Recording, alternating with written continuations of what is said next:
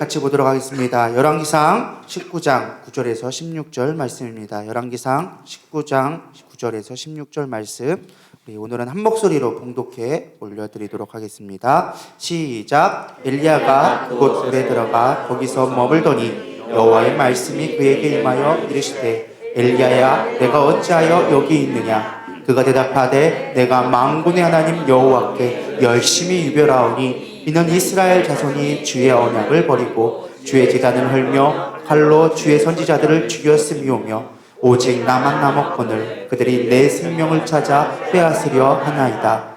여호와께서 이르시되, 너는 나가서 여호와 앞에서 산에 서라 하시더니 여호와께서 지나가시는데 여호와의 앞에 크고 강한 바람이 산을 가르고 바위를 부수나 바람 가운데 여호와께서 계시지 아니하며 바람 위에 지진이 있으나 지진 가운데에도 여호와께서 계시지 아니하며 또 지진 위에 불이 있으나 불 가운데도 여호와께서 계시지 아니하더니 불 후에 세미한 소리가 있는지라. 엘리야가 듣고 겉옷으로 얼굴을 가리고 나가 굴 어귀에 서매 소리가 그에게 이르매, 엘리야야, 내가 어찌하여 여기 있느냐? 그가 대답하되, 내가 만군의 하나님 여호와께 열심히 유별하오니 이는 이스라엘 자손이 주의 언약을 버리고 주의 제단을 헐며 칼로 주의 선지자들을 죽였음이오며 오직 나만 남았거늘 그들이 내 생명을 찾아 빼앗으려 하나이다. 여호와께서 그에게 이르시되, 너는 내 길을 돌이켜 광야를 통하여 다메섹에 가서 이르거든 하사엘에게 기름을 부어 아람의 왕이 되게 하고 너는 또 님시 아들 예후에게 기름을 부어 이스라엘 왕이 되게 하고 또 아벨 모올라 사밧의 아들 엘리사에게 기름을 부어 너를 대신하여 선지자가 되게 하라. 아멘. 할렐루야. 어느덧 다니엘 기도회가 이제 3분의 2가 지나갔습니다. 이제 한 주면 이제 끝나게 되어지는데요. 우리가 참 한 주간을 잘 의미 있게 보냈으면 좋겠습니다. 저는 이번 다니엘 기도회 때 제가 주제를 잡은 게 마음 지킴이라는 주제를 제가 잡았습니다. 그래서 제가 계속 설교하는 동안은 계속 마음 지킴이라는 주제로 성경의 인물들을 한 사람 한 사람씩 살펴보면서 그 사람이 갖고 있었던 문제, 내면의 문제들이 무엇이 있었을까, 그의 인생을 살펴보면서 그걸 해결받는 법들을 계속해서 살펴보고 있습니다. 오늘은 7번째 인물입니다. 벌써 7번째더라고요, 제가 한 게. 근데 오늘은 어떤 사람이냐? 바로 엘리야라는 사람을 같이 살펴보려고 합니다. 엘리야는 도대체 무슨 문제가 있었을까?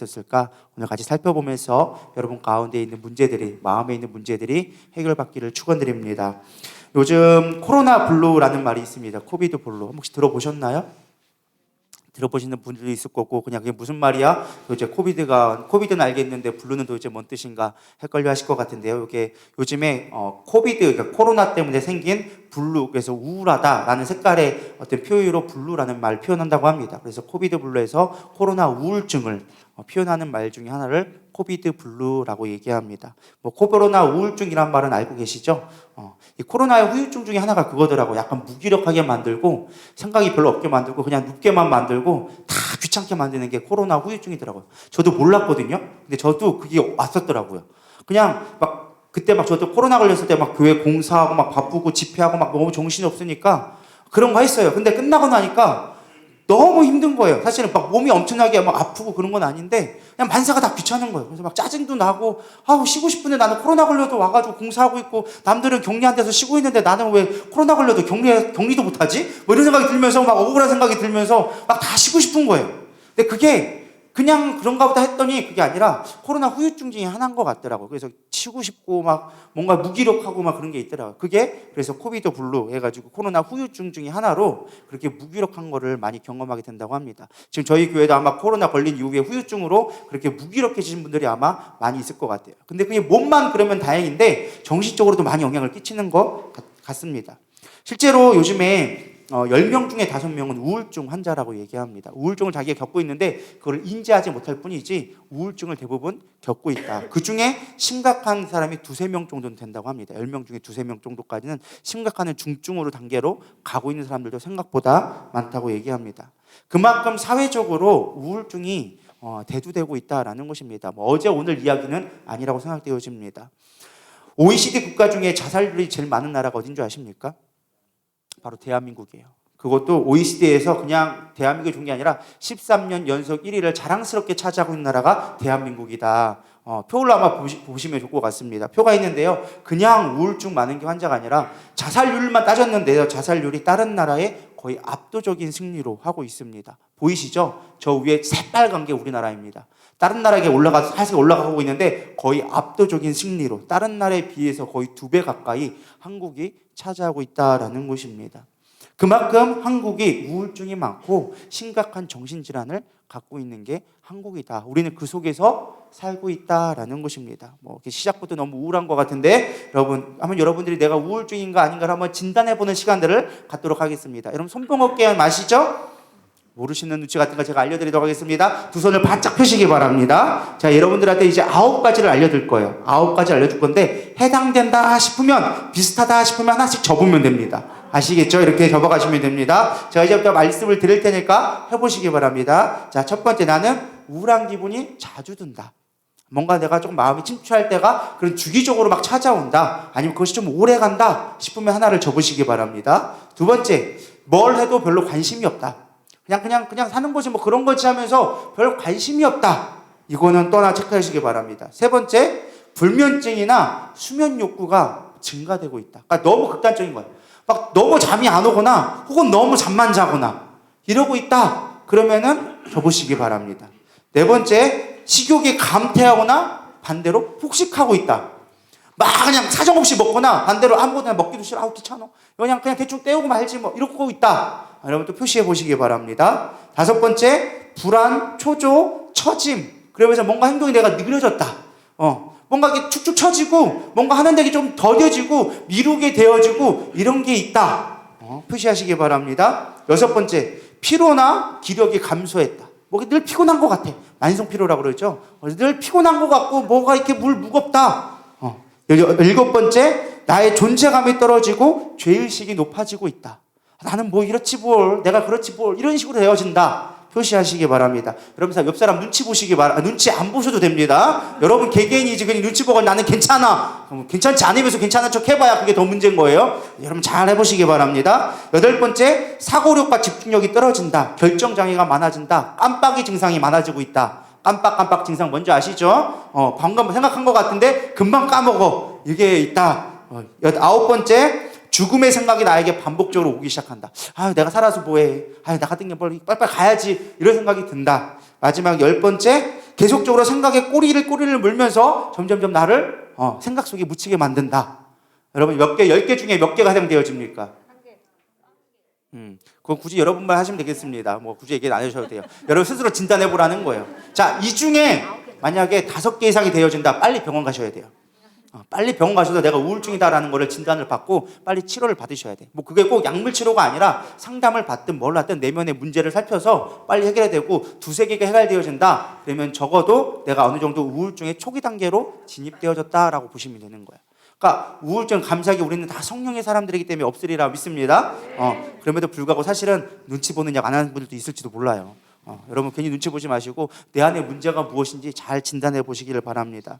그래서 우리가 실제로 우울증 걸리면요, 사람들이 되게 무기력해지고 삶의 의미를 못 찾아서 자살까지도 갈 수 있는 극단적인 선택할 수 있도록 바뀌게 되어지는 게 사실은 이 우울증이라는 것입니다.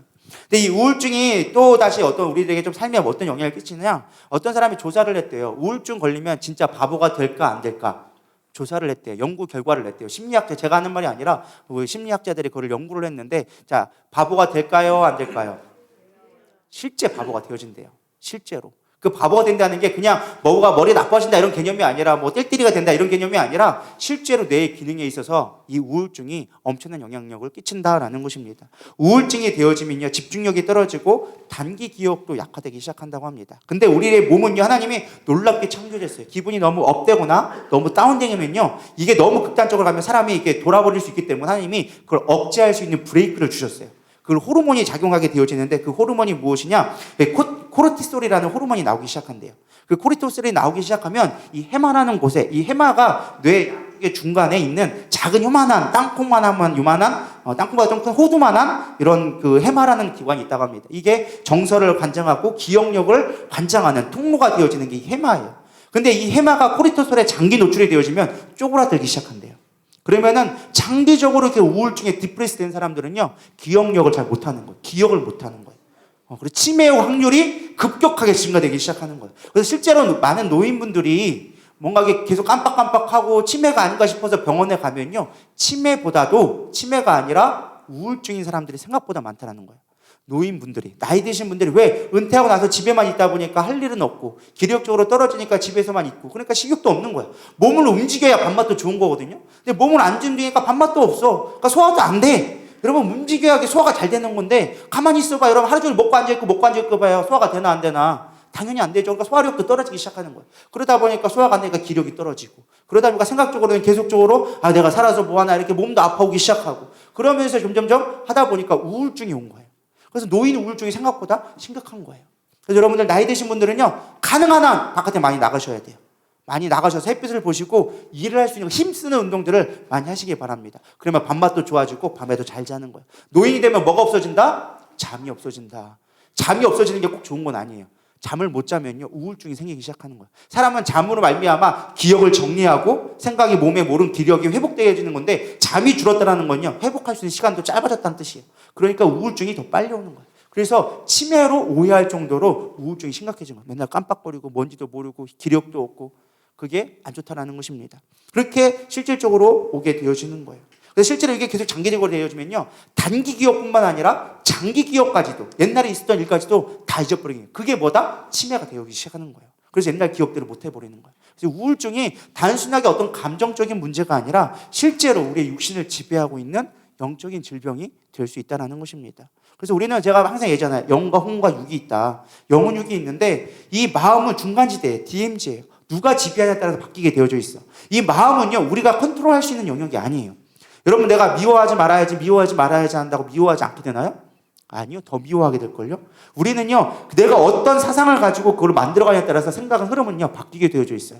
그래서 이 흐름을 바꿀 수 있는 건요, 우리의 말에서 영향이 있어요. 말의 입술의 열매를 걷는다고요. 내가 생각하고 그거를 의지적으로 내 말로 표현하고 바꾸기 시작하면요, 바뀌기 시작하는 거예요. 나는 행복해? 나는 잘 될 거야? 나는 축복받을 거야? 그래서 김종인 목사 모셔서 계속 하잖아요. 선포하잖아요.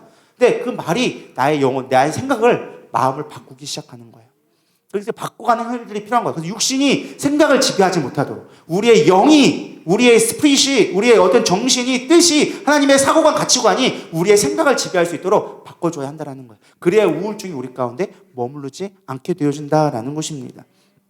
그래야 여러분 삶이 긍정적으로 변하고 생각의 환경의 지배를 받지 않고 우리가 우울증을 이겨낼 수 있게 되어진다라는 것입니다. 근데 우울증에 취약한 사람들이 있어요. 주로 대로 따라보면은 남자보다 여자가 더 우울증에 걸릴 확률이 훨씬 높다고 합니다. 왜 그러느냐? 여자는 여성 호르몬이 나옵니다. 에스트로겐이 나오는데, 이 에스트로겐은요, 여성의 그 감정을 컨트롤하는 데 많은 호르몬들을 끼친다고 합니다. 그래서 여자분들의 특별히 이게 월경을 할 때 보면 감정이 기복이 커지잖아요. 왜 그러느냐? 호르몬 때문에 그런 거예요. 여성 호르몬이 많이 분비되다 보니까 감정적으로 풍부해져. 그래서 확 좋아졌다가 또 확 떨어지기도 하고 왔다 갔다 하는 거예요. 그게 또 극심하게 될 때가 언제예요? 갱년기 때. 이게 막 나와서 정기적으로 나와야 되는데 나오다가 안 나오기 시작하면 그때부터 또 두렵기 시작하는 거야. 그러니까 갱년기 시작하면은 감정이 막 기복이 되는 거예요. 그러다가 오히려 갱년기가 끝나면 그때부터 별로 감정 영향이 별로 없어져. 그때부터 남자가 되기 시작하는 거예요. 남성 호르몬이 나오기 시작해가지고 이제는 별로 그런 거에 그냥 제껴버려 이렇게 되는 거예요. 근데 반대로 남자는요, 젊을 때는 괜찮아. 남성 호르몬이 많이 나오고 여성 호르몬이 별로 안 나오고 나니까 감정적인 영향이 좀 덜해. 그래서 남자는 되게 조금 차가워. 뭐 그런 거 됐지 뭐 넘어가. 여자는 막 그거 하나 갖고 왜 그런 말을 했는지 막 생각이 꼬리를 물고 막 넘어가. 그래서 막 힘들어. 근데 남자는 뭐 그런 거 갖고 그래? 이게 되는 거예요. 왜? 생리학 좋게 돼 있어. 근데 이게 어느 식당에 가면요, 반대로 바뀌게 되어져 있어요. 남자가 50대 후반 들어가기 시작하면요, 남성 호르몬이 급격히 떨어지기 시작하고 여성 호르몬이 올라가게 돼요. 그러니까 막 집안일에 신경 쓰기 시작하는 거야. 여보야, 이거 이렇게 하면 안 돼. 냉장고에 이거 있으면 안 돼. 막 간섭하기 시작하고, 왜 그런 말을 했지? 막 고민에 빠지기 시작하고, 남자가 여성화되기 시작하는 거예요. 또 거기다가 50대, 60대가 되면 뭐가 생기기 시작해요? 이직인이 생기거나 은퇴를 고민하다 보니까, 은퇴 일들이 생기다 보니까 감정적인 영향을 많이 받게 되어져요. 그래서 여자는 여성 호르몬이 떨어져서 갱년기가 오고, 남자는 여성 호르몬이 올라가기 시작해가지고 갱년기가 오기 시작하는 거예요. 그래서 50, 60대 계신 분들은 서로 양보해 주시기를 바랍니다. 지혜롭게 잘해야 돼요. 서로 민감한 때야. 오히려 제2의 사춘기라고, 제3의 사춘기라고 오히려 더 서로 민감할 때예요. 서로 양보해 줘야 돼. 서로 햇빛도 많이 쐬고 운동도 하면서 서로 대화하는 시간들을 많이 가져야 가정이 행복해질 수 있다라는 것입니다. 서로 우울증 걸리게 딱 좋을 때예요. 그러니까 서로 조심하는 게 은혜다라는 것입니다. 그래서 어쨌든 이 우울이 걸리기 쉽고요. 또 외형적인 사람보다는 내형적인 사람들이 우울증 걸리기가 쉽다라는 거예요. 막 싸붙이는 사람들은요, 다 털어내고 하니까 별로 쌓일 게 없어. 근데 마음에 담아두는 사람들은 쌓고 하다 보니까 어느 순간에 우울증에 걸릴 수밖에 없는 거예요. 여러분 털어내세요. 털어내세요. 그렇다고 사람한테 털어내면 싸우자는 것밖에 안 돼요. 네 인간한 보자, 죽어보자 이러고 하면 서로 싸우는 것밖에 안 되니까 주님 앞에 털어놓으세요. 시편에 보세요. 주님 대적자들이 있습니다. 뭐 저 머리를 빠개버리고 뭐 어떻게 혀를 뽑아버리고 이런 얘기 왜 나오냐면 주님 앞에 털어놓는 거예요. 주님 앞에 털어놓다 보면 우울증 걸리지 않게 되어져 있습니다. 그래서 우리가 풀어내야 한다라는 것입니다. 그럼 우울증을 왜 오느냐? 이걸 조금 우리가 분석해 볼 필요가 있다라는 거예요. 많은 사람들이 우울증을요, 개인적인 삶의 문제로 우리가 생각할 때가 많이 있습니다. 근데 만약에 그렇다면 한다면 이 전 세계적으로 우울증이 비슷하게 나와야 돼요. 사회적 상황이 비슷하면. 뭐 그렇다고 한다면 잘 사는 나라가 좀 적어야 되고 못 사는 나라가 훨씬 더 높을 것 같은데 그렇지가 않다라는 거예요. 오히려 못 사는 나라는요, 행복지수가 높고 잘 사는 나라일수록 우울지수가 높은 거예요. 그래서 왜 그런가 봤더니 이게 단순한 개인의 문제가 아니라 사회적 현상이다라는 것입니다. 사회적 현상. 그러니까 우리나라가 사회적 문화적으로 우울증 지수가 높은 그런 분위기를 갖고 있다라는 거예요. 제가 왜 그런지 이따 또 설명을 드릴 거예요. 그래서 가타다 다담이란 일본의 심리학자가 이거를 우울증을 분석했는데 그 원인을 뭐라고 했느냐? 이 우울증은 사회적 현상으로 그것이 어떠한 성장의 과도를 걷다가 그것이 정점에 이르러서 멈춰버리면 그 성장하던 괴리에 있던 사람들이 현실에 그 떨어지는 것을 감당하지 못해서 오는 게 사회적 우울증이다라고 얘기를 해주었어요. 이해가 잘 안 되시죠? 이런 말이에요. 쉽게 말하면 내가 기업이 잘 됐어. 사업이 막 잘 되다가 잘 될 때는 막 흥나죠. 막 잘 돼요. 막 사업하는 거 막 잘 되니까 흥나다가 갑자기 어느 정점에 이르면 더 이상 성장하지 않는 정체기가 온다는 거예요. 근데 이 정체기를 잘 이겨내야 되는데 이걸 못 이겨내기 시작하니까 급격하게 현실과 지금의 차이가 갭이 생기기 시작하는 거예요. 기업은 점점 힘들어지기 시작하는 거예요. 정점이 있으면 분명히 떨어질 때가 있다는 말이죠. 이게 올라가고 내려가고 있는데 이거를 잘 타야 되는데 웨이브를 못 타니까 지금 막 계속 올라갈 것만 생각하고 있고 밑에 있는 걸 바라보지 못하는 거예요. 그러니까 그 갭 차이 때문에 우울증이 오기 시작한다라는 거예요. 조금 더 성경적으로 얘기하면 우리의 욕망 때문에 결국은 우울증이 오게 되어진다라는 것입니다. 야고보서 1장 15절은 얘기합니다. 욕심이 잉태한 즉 죄를 낳고 죄가 장성한 즉 사망을 낳느니라. 우리의 욕망이, 우리의 그런 열정들이 결국은 우리를 우울하게 만든다라는 거예요. 그래서 이 우울증이 실제적으로 교회 안에서도 사회적 이런 문제뿐만 아니라 교회 안에서도 동일하게 나타납니다. 원리가 비슷하다는 거예요. 교회 안에서는요, 한국 교회가 1960년대 이후에 정말 가난한 시대를 겪어오다가 80년대 이후에 급격한 경제 성장과 더불어서 교회가 급성장하게 되어집니다. 경제하고 항상 같이 갔었어요. 경제가 부흥되기 시작하니까 교회도 막 급성장하는 거예요. 경제적으로 부흥되기 시작하고 교회 건물들이 막 올라가기 시작하고 그러다 보면서 교회 안에서 기도하기 시작하니까 막 경제가 부흥되니까 부흥되는 거라고 착각한 거예요. 그래서 한국교회가 엄청난 급성장을 하기 시작합니다. 그러면서 막 어마어마한 영적 고성들이 나오기 시작하고 교회 성도들도 급격하게 증가하고 그러면서 불과 몇십 년 만에 전 세계에서 가장 큰 교회를 가장 많이 소유한 나라가 대한민국이 돼버린 거예요. 가장 많은 영적인 흐름을 주도하는 급성장한 그것이 대한민국이 되어져 버린 거예요. 근데 우리가 대부분 여기 계신 분들이 베이비붐 세대들이 그런 것들을 경험하며 지나왔었어요. 그러니까 내 안에는 뭐가 있어요? 영적인 부흥에 대한 갈망이 늘 있는 거예요. 그것들이 목회자에게도 동일하게 있었다라는 거예요. 1970년대 지나면서 80년대 계신 분들이 대부분 그런 것들을 다 경험해 왔어요. 교회의 부흥주를 다 목도하고 그렇게 왔고 그 중에 특별하게 열렬한 사람들이 목회자가 되어진 거예요. 하나님의 부름 받았다, 사명 받았다고 부름을 받고 되니까 내 안에는 뭐가 있는 거야? 항상 부흥에 대한 갈망이 있어. 그러니까 교회 개척하면 다 부흥될 거라는 생각을 가지고 목회를 시작하는 거예요. 근데 현실이 그러느냐? 아니요. 우리에게 벌써 정점을 찍었어요. 지금 한국 교회는요, 부흥의 시대가 아니라 떨어지는 시대예요. 솔직한 얘기로. 선교사도요, 예전에 막 엄청나게 교회가 성장할 때는 선교사 전 세계에서 가장 많이 보내는 나라가 됐어요. 인구 대비. 미국에 가장 많이 보내고, 거기는 워낙 인구수가 많으니까. 근데 인구 대비 가장 많은 나라 보내가 바로 대한민국이에요. 근데 이제 경제가 어려워지기 시작했거든요. 정점이 찍었어요. 그러다 보니까 점점 떨어지기 시작한 거예요. 선교사가 이제 올라가다가 떨어지기 시작하는 거예요. 그러니까 이제 이미 앞에 갔던 시대들은요, 시니어가 되어가지고 60대가 넘어서 다 컴백해야 될 시대예요. 근데 더 이상 새로운 사람들이 오질 않아. 그러니까 선교사 숫자가 점점 감소하고 있어요. 교회는 어떤 줄 아십니까? 막 대형교회 성장하다가 이즘에 대형교회 나와요? 안 나와요? 잘 안 나와요. 극히 드물어요. 성장하는 교회가 10,000개 교회면 한두 개 있을까 말까예요. 대형교회로 가는 교회 그 중에서도 한두 개 있을까 말까예요. 그러니까 교회가 성장하는 게 눈에 띄게 없어진 거예요. 실제로 코로나 이후에 만여 개의 교회가 한 방에 문을 닫았어요. 많은 교회가 개척한 지 1년 안에 다 문을 닫아버려요. 왜요? 처음엔 내가 뭘 가지고 있었으니까 부흥에 대한 열망을 갖고 시작해. 하나님의 사명이지. 꿀꿀짝 빈들에도 복음 들고 가오리라 열망을 갖고 가는 거예요. 교회 개척했더니 삶이 그래요, 안 그래요? 안 그래요. 누가 요즘에 개척교회 누가 와요? 다 시스템 되어 있고 잘 되어 있고 조직 갖춰져 있고 교육 잘 되는 교회, 편안한 교회 가려고 하지. 개척교회 가가지고 헌금 내면서 담임 목사님 맨날 그 뒷바라지 하는 거 누가 그렇게 기뻐하겠냐라는 거예요. 쉽지 않은 거예요. 그러다 보니까 현실과의 갭 차이가 느껴지기 시작하는 거예요. 내 안에 열망은 뭐예요? 막 교회가 부흥되어지고 영혼 구원받고 사람들이 변화되고 꿈꾸고 소망하는 거예요. 근데 현실은 뭐예요? 그나물의 그 밥이야. 한 명 오면 거기서 맨날 그 상도밖에 없어. 그래서 내가 어떤 내가 사명 갖고 내가 가르쳐 봐야지. 1년, 2년, 3년 동안 교육했는데 부흥이 돼, 안 돼요? 안 되는 거예요. 그러다 보니까 현실의 갭이 생기는 거예요. 어려움이 시작하는 거예요. 그러다 보니까 1년, 2년 버티다가 그냥 다 문 닫아 버리는 거예요. 정말 하나님의 놀라운 은혜 아니고서는요, 정말 하나님 앞에 매달리지 않고는요, 그 일들이 감당되기가 어려운 거예요. 그러다 보니까 목회자들이 다른 방법을 취하기 시작하는 거예요. 목회자도 먹고 살아야 될 거 아니에요. 똑같은 사람인데 뭐 하나님이 다 무조건 다 먹여주느냐? 물론 먹여주고 책임져 주시지만 그것까지 되기까지가 보통 고난이 있는 게 아니에요. 근데 그 고난을 견디기 힘드니까 인간적인 방법이 나오기 시작하는 거예요. 돈을 주식을 투자하기 시작하고 내 사업적인 사업을 시작하기 시작하고 투잡, 쓰리잡까지 뛰기 시작하고 그러니까 목회가 힘들어지기 시작하는 거예요. 영적인 사역이 아니라 다른 일에 빠지기 시작하는 거예요. 다른 것들에 계속 시선을 빼앗기다 보니까 빼앗기는 거예요. 그러니까 막 커피숍 차리기 시작하고 교회 안에서 커피에 빠지기 시작하는 거야. 말씀에 빠지는 게 아니라 커피숍에 빠졌어. 바리스타 자격증 따기 만들고 상담사 차려가지고 교회 안에서 뭐 제가 상담사가 나쁘다는 게 아니에요. 교회 안에서 막 거기서 뭐 상담하는 것만 상담 프로그램만 만들어서 해놓고 목회는 관심이 없어.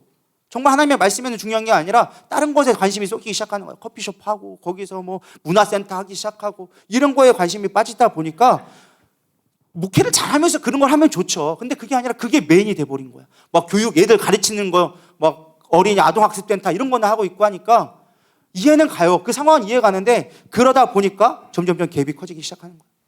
여기까지만 해도 그래도 감사해. 중요한 건 뭐냐? 더 심각해지면요. 주식하기 시작하고 땅 투기하기 시작하고 그러다가 나중에는 이성한테 빠지기 시작하는 거예요. 중독에 빠지기 시작하고 안 돼, 넘지 말아야 될 선들을 넘어버리기 시작하는 거예요. 그러면서 점점점 영적인 디프레스가 생기기 시작하고 삶에 그런 디프레스가 생기기 시작하는 거예요. 목회가 그러다가 망하게 되어지는 거예요. 이런 일들이 비일비재하게 우리 주변에서 일어나고 있습니다. 근데 이게 목회자뿐만이 아니라 성도들에게도 이런 디프레스가 똑같이 일어나요. 성도들은 이런 현상이 어떻게 나타나느냐? 열심히 봉사해요. 헌신해요. 기도해요. 내가 개척해서 세워봐야지. 이 교회에서 헌신해봐야지. 노력해봐야지. 내가 그렇게 하나님 앞에 헌신하면 뭔가 내게 올 것 같은데 그게 안 되는 거예요. 똑같아.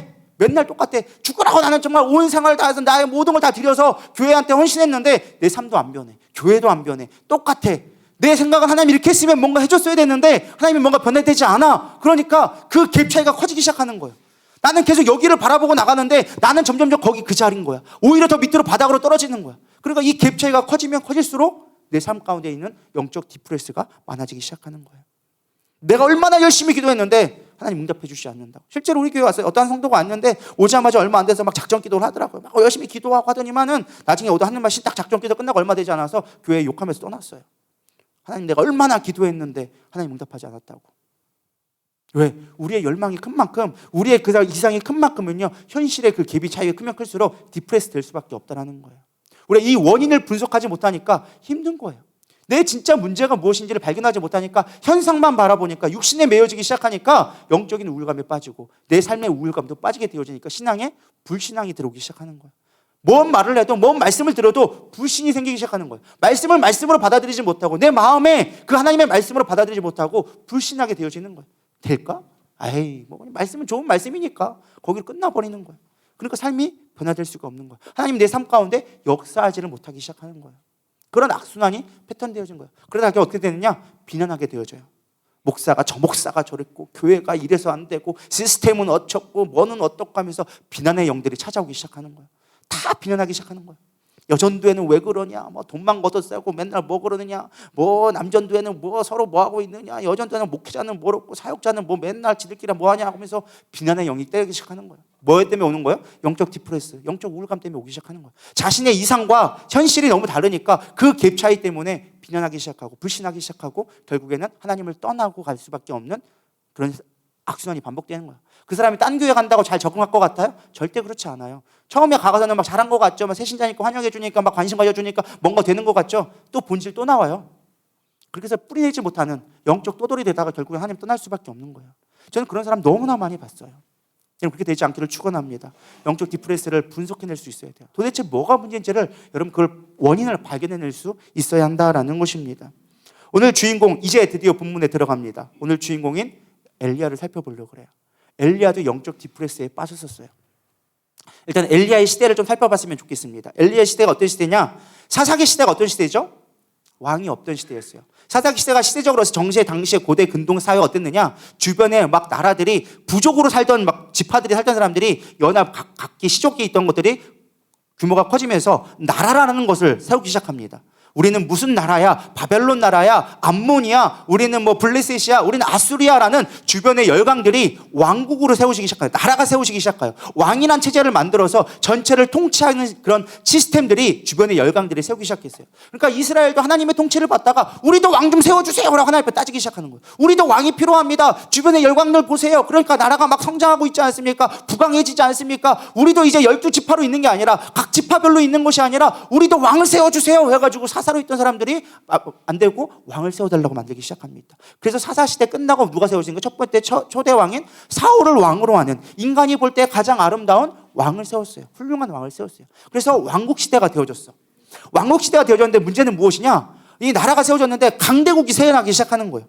막 연루방을마다 점점점 막 약진해가면서 땅을 침범하면서 힘이 있으니까 약한 나라들을 막 물리치고 막 그 아직 나라가 형성되지 못한 지파들을 막 정복해가면서 나라가 강대국이 생기기 시작하는 거예요. 그게 고대 근동의 사회였어요. 그러니까 이스라엘은 아직 강대국이었을까요? 아니었을까요? 이스라엘은 땅덩어리로 쬐만해. 강원도밖에 안 해. 약소국이야. 살아남기 위해서 뭐 하느냐? 작은 나라끼리 연합국가를 세우기 시작하는 거야. 야, 우리도 살아남아야 된다. 그래서 힘없는 나라, 저 강대국 말고 힘 있는 나라에게 빼앗기느니 차라리 우리끼리 연합해가지고 이 강대국에 맞서서 어려울 때 서로 도와주자라는 연합 나라들이 생기기 시작하는 거예요. 여러분, 솔로몬이 여자를 밝혀가지고 1000명의 아내를 둔 게 아니에요. 솔로몬은 정치적으로 내가 살아남기 위한 방법으로서 주변의 외교를 엄청나게 잘했던 사람이에요. 그래서 주변의 모든 나라, 힘없는 나라들 다 모아가지고 우리 서로 도와주자. 그래가지고 그 아내를 데려와서 그 딸을 데려오고 그 누굴 데려오고 뭐 새로는 뭐 할머니도 있겠죠. 뭐 아줌마도 있을 거고 젊은 처녀도 있을 거고 정말 아기도 있었을 거예요. 근데 쉽게 말하면 포로로 교환하는 거예요. 솔로몬도 자기 자식들을요 다 보냈어. 다 주변국으로 보냈어요. 왜? 거기다 스바이 왕도 왔었잖아요. 성경에 보면 스바이 왕도 온 이야기가 성경 이런 배경을 보면 상당히 재밌거든요. 그래서 스바이 왕도 왔던 게 다 동맹 맺는 거야. 동맹 맺어가지고 너 누구 줘라. 왜? 가장 세상에서 무서운 게 피는 물보다 진하다고. 결혼해서 형제가 되어지고 가족이 되어지면 배신하지 않으니까. 왜? 딸을 데리고 왔는데 내가 만약에 배신하면 이 딸 죽여버리거든. 딸을 죽이지 않으려니까 동맹을 맺게 될 수밖에 없는 거예요. 그러니까 당시에 이렇게 고대 왕국에게 연맹을 맺는 시스템들이 되기 시작하는 거예요. 이때 오므리 왕조라고 해서 이스라엘을 다스리고 있던 왕이 오므리 왕조예요. 그때 가장 훌륭했던 왕이 누구였느냐? 아합 왕이라는 사람이 있었어요. 그러다 보니까 이 정치적으로 동맹을 잘하는 거야. 그래가지고 옆에 있는 시돈이라는 나라의 딸을 데려옵니다. 왕의 딸. 그게 누구냐? 여러분들이 잘 알고 있는 이세벨이라는 딸이에요. 이세벨. 그래서 오므리 왕의 아합 왕, 이스라엘 왕이었던 아합 왕이 오므리의 딸과 그 시돈의 왕이었던 옛바알이라는 왕의 딸을 데리고 와서 결혼하기 시작합니다. 여러분 옛바알, 여러분 누가 떠오르나요? 딱 많이 들어본 이름 누구예요? 바알 우상이잖아요. 옛바알. 쉽게 말하면은 시돈이 어떤 나라였느냐? 당시에 블레셋, 그러니까 그 모든 가나안 땅에 지배하고 있었던 바알 신의 원산지가 바로 이 시돈이라는 땅이에요.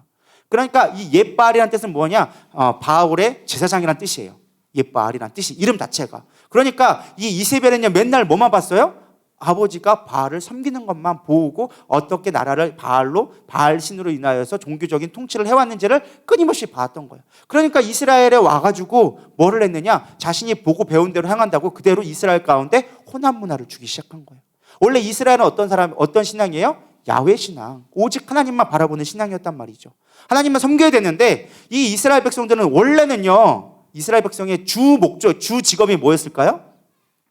1번 농부, 2번 목축업, 3번 상인.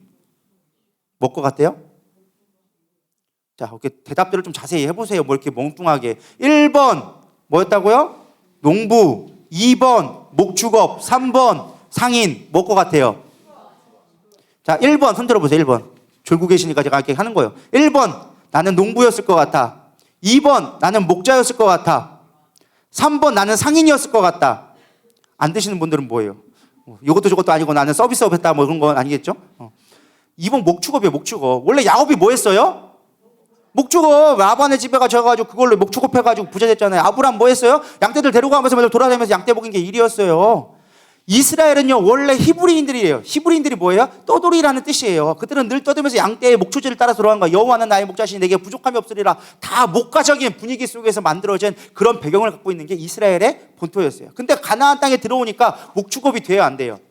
목축업이 아니라 갑자기 생업을 바꿔야 돼요. 뭘로 바꿔야 돼요? 농업으로 바꿀 수밖에 없어요. 가나안 증거는 비옥한 땅이라, 그곳은 늘 풍요로운 땅이라 라고 얘기하는 거예요. 젖과 꿀이 흐르는 땅이라, 그래가지고 그곳은 항상 농경업을 했던 지대였단 말이에요. 근데 이미 그곳에 누가 있었어? 가나안 땅 사람들이 있었단 말이에요. 가나안 땅을 농경을 하다 보니까 신을 섬겼어. 어떤 신을 섬겼느냐? 바알신을 섬겼던 거예요. 바알신이 어떤 신이냐? 농경의 신. 그래서 황소의 모양을 뿔을 가지고 있고 비를 주관하고 날씨를 주관하는 신이 누구다? 바알신이었단 말이에요. 그런데 이 바알신을 데리고 왔으니 이스라엘은 야훼 신앙이 있으면서 하나님을 섬기게 되는 걸 알면서도 불구하고 먹고 살려나 보니 뭘 섬기기 시작하는 거예요? 바알을 섬기기 시작하는 거예요. 먹고 살려나 보니, 입에 풀칠하려다 보니 내가 하나님을 믿지만 그러나 나는 세상도 따라야겠습니다. 이 혼합주의적 신학에 빠지기 시작하는 거예요. 야훼 하나님은 인정해요.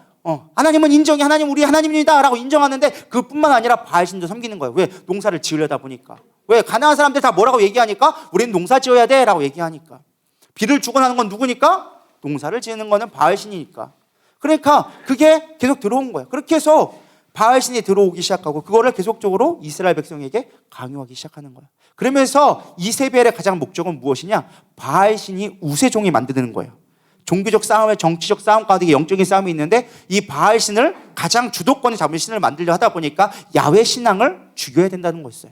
야훼 신앙을 점점 잡고 야훼 신앙에 갖고 있는 모든 법 체계를 바꾸기 시작합니다. 그게 이세벨이 했던 작업이에요. 바알 사제들을 들어와서 바알의 신을 드릴 수 있는 제사법을 알려주기 시작하고 그걸로 인해서 이스라엘 백성들을 교화시키기 시작하고 마치 사상을 바꾸는 것처럼 바꾸기 시작해요. 그 대표적인 것 중에 하나가 무엇이냐? 토지법이에요. 토지법. 여러분 갑자기 경제, 정치, 역사 나오니까 막 졸리기 시작하죠? 잘 들어보세요. 재밌어요. 토지법을 바꾸기 시작하는 거예요. 원래 이스라엘의 토지법은 뭘까요? 별로 잘 모르시죠? 그래서 빨리 알려드릴게요. 이스라엘 토지법은요, 종신제예요. 쉽게 말하면 그 지파에게 주면요, 기업이 되어져서 그 자손들에게 계속적으로 물려주게 되어져 있어요. 혹시 우리 집에 내가 사람이 살다 보면 가난해질 수도 있잖아요. 사업을 망하거나. 그때는요, 양도할 수 있게 되어졌어. 땅을 팔아서 양도를 할 수 있어. 근데 희년이라는 제도가 있거든요. 희년은 뭐예요? 50년이 지나면 다시금 뺏겨줘야 돼. 어떠한 내가 종이 되었다 할지라도 다시금 원래 상태로 복귀해 주는 게 희년의 제도예요. 너희들은 7년마다 땅을 쉬게 하는 안식년을 주고 종들도 쉬게 하고 50년이 되어지면 다시 원상 복구해라. 그래서 그 기업이 영원토록 그 지파에게 유산될 수 있도록 그 기업이 되게 하라. 그 지파의 기업이 되게 하라. 왜? 땅을 있으면 먹고 살 수는 있으니까. 그래서 그 지파를 멸망하지 않도록 보여주는 게 하나님의 법이었어요. 하나님의 토지법이었어요. 이해가 되시죠? 이 토지법이었는데 이 바알신은요, 어떤 거냐? 개인 사유화 시켜버리기 시작합니다. 땅은 너희들 개인 사유화야. 네가 차지하면 돼. 부자는 취할 수 있어. 없는 사람들은 팔 수가 있어라는 것을 자유화를 시켜주기 시작합니다. 이게 어마어마한 결과를 만들어내요. 그 대표적인 이야기가 무엇이냐? 바로 여러분들이 잘 알고 있는 이세벨이 빼앗으려고 했던 나봇의 포도원이에요. 아하방에 성전이 있단 말이죠. 근데 그 근처에 이스라엘이라는 평원이 있어요. 제가 가봤더니 양계 산 위에서 있어요. 양산 위에 있는데 그 중간지대가 평야지대예요. 거기가 곡창지대예요. 산에서 이렇게 냇물이 내려오다 보니까 늘 평원지대였어요. 그러다 보니까 이 아합의 궁궐 근처에 있었거든요. 그러다 보니까 너무 좋은 거야. 근데 이 땅을 갖고 싶어. 근데 이스라엘의 땅은 뭐라고요?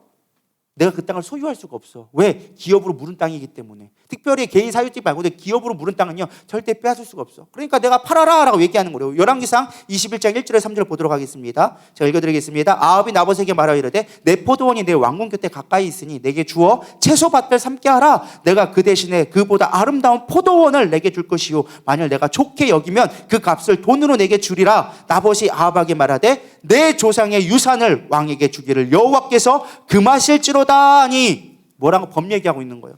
이건 우리 기업의 땅입니다. 가문의 땅입니다. 이거를 팔 수 없는 땅입니다. 왕도 아시잖아요. 근데 왜 팔라 그래요? 내가 팔고 싶어도 못 팔아요 라고 얘기하는 거예요. 근데 내가 뭐 한 거고? 야, 이거 지금 있는 것보다 내가 더 좋은 거 줄게. 더 훨씬 많은 거 줄게. 저 강원도 쪽에 가면은 어마어마한 대지가 있거든. 거기가 너 살아. 내가 그거 너 줄게. 만약 팔기 싫으면은 내가 더 많은 돈으로 줄게. 여기 시세보다 2배, 3배 줄게. 근데 나한테 팔어. 근데 안 파는 거야. 심지어 왕의 명령인데도 안 파는 거야. 왜? 우리는 팔 수 없습니다. 이스라엘 법을 지키겠습니다. 그러니까 이세벨이 법을 바꿔버려요. 그 땅에 주인이 없으면은 살 수 있게끔 만들어버리는 거야. 그래서 이세벨이 죽여버립니다. 우리 21장 15절 16절에 보면 이세벨이 나봇의 들에 돌에 맞아 죽었다함을 듣고 이세벨이 아합에게 이르되 일어나 그 이스라엘 사람 나봇의 돈으로 바꿔주기를 싫어하던 나봇의 포도원을 차지하소서. 나봇이 살아있지 아니하고 죽었나이다. 아합은 나봇이 죽었다함을 듣고 곧 일어나 이스라엘 사람 나봇의 포도원을 차지하러 그리로 내려갔더라. 왜? 죽은 자는 이제 그냥 주인이 없으니까 그걸 뺏을 수 있는 법으로 바꿔버린 거예요. 당장에 그걸 사고 팔고는 안 되니까 바꿔버린 거예요. 그렇게 해서 인신매매, 쉽게 말하면 청부살인이 당시에 흉하기 시작하는 거예요. 왜? 사람을 죽여버리고 주인이 없으니까 기업 물을 자가 없으니까 그 땅을 차지하게 만들어버리는 거예요. 근데 원래는요, 우리가 사사시대에 봤으면 알잖아요. 나오미가 사실은 집을 떠났지만 정말 힘들어 다시 애굽에 갔다가 돌아왔어요. 돌아왔을 때 어떻게 되어집니까? 기업 물을 자가 없었거든요. 그러니까 주변의 사람들은 뭐예요? 기업 물을 자를 내가 하리라. 가까운 자를 내가 하리라. 그래가지고 보아스가 기업 물을 자 신발을 던지면서 내가 기업 물겠습니다. 이 가정을 내가 기업을 다시 사오겠습니다. 이 땅을 내가 다시금 주인에게 그 가문에게 돌려주겠습니다 하면서 룻을 취하면서 그 자손을 가질 수 있게끔 나오미의 집을 잡을 수 있게끔 회복할 수 있는 기회를 줬단 말이에요. 그게 원래 이스라엘 법이에요. 아무리 내가 땅을 빼앗기고 아무것도 없다 할지라도 돌아오면 기업을 물을 자를 세워서 그 땅을 보존하는 게 이스라엘 법이었는데 죽었으니까 이제 뺏어버려. 이게 당시 사회 문화였어요. 법을 바꿔버린 거예요. 그렇게 바알 신앙에 들어오니까 어떤 일이 생기기 시작하느냐? 빈익비 부인부가 생길 거예요. 그 이야기가 나오는 게 여러분들이 잘 알고 있는 사라밧 과부의 이야기가 나오기 시작하는 거예요. 사라밧 과부가 왜 죽으려고 했어요? 남편이 죽여버려서, 쉽게 말하면 청부살인으로 인하여서 남편이 땅을 빼앗기기 위해서 남편이 죽어버린 거야. 그것도 선지상조라고 하는데 죽어버린 거야. 그러니까 땅도 빼앗겨, 남편도 빼앗겨, 법적으로 그걸 찾을 수 있는 법이 보장되지 않는 거야. 내가 살아서 뭐하냐? 사실 우리가 소망이 없다. 내가 살아남는다 한들 이 땅조차도 자식에게 물려주지 못하거늘 내가 살아서 뭐 하겠느냐? 우리에게는 소망이 없다라고, 소망이 끊겨지니까 먹고 죽겠다고 나와버린 거예요. 이런 이야기를 알아야 여러분들의 성경이 재밌어지지. 이걸 모르니까 봐도 뭔 사건인가 하고 그냥 밥이나 조거나 떡이나 달라고 했나 보나, 저런 사악한 엘리야가 왜 이러겠나, 저런 악독한 놈, 이렇게 안 되는 거예요. 이해가 되시죠? 이런 상황 가운데 엘리야가 밥을 달라고 했으니 얼마나 황당하겠어요. 엘리야도 참 무심하지. 근데 엘리야는 그럼에도 불구하고 축복하는 얘기가 나오는 거예요. 어쨌든 이런 배경 가운데 있다 보니까 사회적으로 엄청난 디프레스가 생기기 시작하는 거예요. 제가 얘기했죠. 경제가 잘 될 때는 사람들이 막 흥황하게 돼요. 근데 이 경제적 디프레스가 생기기 시작하니까 영적인 우울감들이 시대를 다 지배하기 시작한 거예요. 이스라엘 전체적인 분위기가 다 그렇게 되어지기 시작하는 거예요. 이때 하나님이 누구를 세우느냐? 엘리야라는 선지자를 세우기 시작하는 거예요. 엘리가 나타나서 뭐 하느냐? 야훼 하나님이 진짜 하나님이다. 야훼 하나님이 진짜 하나님이다라고 선포하라고 세운 선지자가 바로 엘리야라는 것입니다. 그럼 엘리야라는 이름 자체가 무엇이냐? 엘리가 나의 신이라는 뜻이에요. 엘이 하나님이라는 뜻인데 우리는 하나님으로 이해하고 있지만 원래 엘이라는 것은요, 신이라는 뜻이에요. 신. 그래서 엘리 하면 나의 신, 그리고 야훼라는 말의 줄임말이 야예요.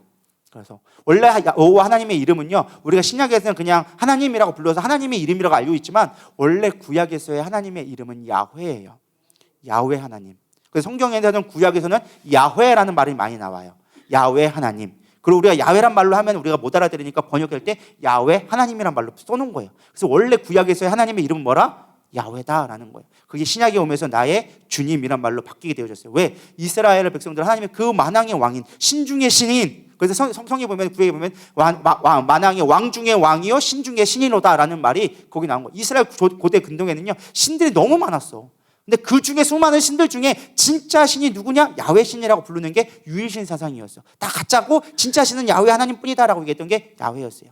그래서 이 야훼 이름을 함부로 부르지 못해서 사람들이 1년에 딱 한 번 대제사장만이 여호와의 이름을 한 번 불렀어요. 그래서 야훼라는 말로 하는데, 야훼란 말 말고 원래 히브리 말로 하면 여바라고 불러요. 여바라고 부르면서 하나님의 이름을 부르는 거예요. 하나님 나를 우리 가운데 임하여 주시옵소서. 그래서 온 백성들의 죄를 사하는 대속죄일 날 하나님을 부르는 거예요. 그리고 자기 입을 치면서 나는 부정하다 얘기했어요. 그러니까 하나님을 우리가 부르긴 불러야 되잖아요. 그럼 어떻게 기도하느냐? 그 이름을 바꿔서 거기다 모음자를 표기를 바꿔서 부르던 게 아도나이예요. 아도나이. 그래서 아도나이가 여호와 하나님이라는 뜻이에요. 나의 주라는 뜻을 갖고 있거든요. 아도나이가. 그래서 그 말로 해서 나의 주님, 나의 하나님이란 말로 바꿔서 아도나이라고 부르는 거예요. 그래서 나중에 신약에 와서는 아도나이, 나의 주님, 그래서 크리스토스라는 말도 거기서 파생되어지고 같이 나오는 거예요. 어쨌든 야훼 하나님을 부르기 시작하는 거였어요. 그래서 엘리야라는 말이 뭐라고요? 나의 신은 누구다? 야훼 하나님뿐이다라는 말이 엘리야라는 뜻이에요. 그 선지자의 이름은요, 그 사람이 어떤 사명을 했는지 보여주는 거예요. 그래서 그 엘리야의 사명은 무엇이냐? 이 혼합주의의 신앙에 빠진 이스라엘 가운데 진짜 하나님, 진짜 신은 야훼 하나님뿐이다라는 것을 밝히는 게 엘리야의 사명이었어요. 그래서 그가 했던 게 맨 처음에 했던 사역이 뭐냐? 아합한테 가는 거예요. 내가 지금 기도하면 3년만 동안 비를 내리지 않을 겁니다. 이게 그냥 할 일 없어가지고 비 내리지 말아야지 한 게 아니라 당시에 무슨 사회였다고요? 농경사회에 비를 내리는 주관하는 신이 누구다? 바알신이라는 거예요. 바알신이 이세벨을 갖고 들어오니까 야, 바알신은 가짜다. 진짜 하나님은 야훼 하나님이다 라는 거를 선포하기 위해서 뭘 했느냐? 비 내리는 거 바알신이 주관하지? 아니, 그건 하나님이 하는 거야. 내가 이제까지 기도해서 하나님의 비를 내리지 않게 할 거야. 그래서 3년 반 동안 비를 내리지 않게 만든 거예요. 중요한 건 이스라엘 백성이 그걸 보고 깨달았을까요? 안 깨달았을까요? 못 깨닫는 거예요. 끊임없이 바알신을 섬기고 있는 거예요. 오히려 비가 안 내리니까 더 바알신에게 예배드리기 시작하는 거예요. 바알신이여 비를 내려주소, 배를 주소서 제사장만 데리고 있는 거야. 막 기우제를 들고 있는 거야. 엘리야는 그에서 로뎀나무 국가에서 그리시네가에서 거기서 샘을 먹으면서 기다리고 있는 거예요. 하나님, 때가 이만 이스라엘 백성이 깨닫게 기도하고 있는 거예요. 근데 이스라엘 백성들이 3년 반 동안 기다려도 깨닫지 못하는 거예요. 더 이상 안 되기 시작하니까 이제 엘리야가 사람들을 모으기 시작합니다. 이스라엘 백성들아, 모여라. 저 갈멜산으로 모여라. 다 모여서 진짜 하나님이 누군지 한번 분별해보자. 모두 모여봐라. 내가 진짜 하나님이 어떤 하나님인지 보여줄게. 그래서 열어둔 게 바로 여러분들이 잘 알고 있는 갈멜산 전투예요. 이런 배경이 백그라운드를 여러분 보면 재밌어요. 이해가시죠? 그래서 불러오기 시작합니다. 우리 열왕기상 18장 20절 21절 한번 읽어보겠습니다. 시작.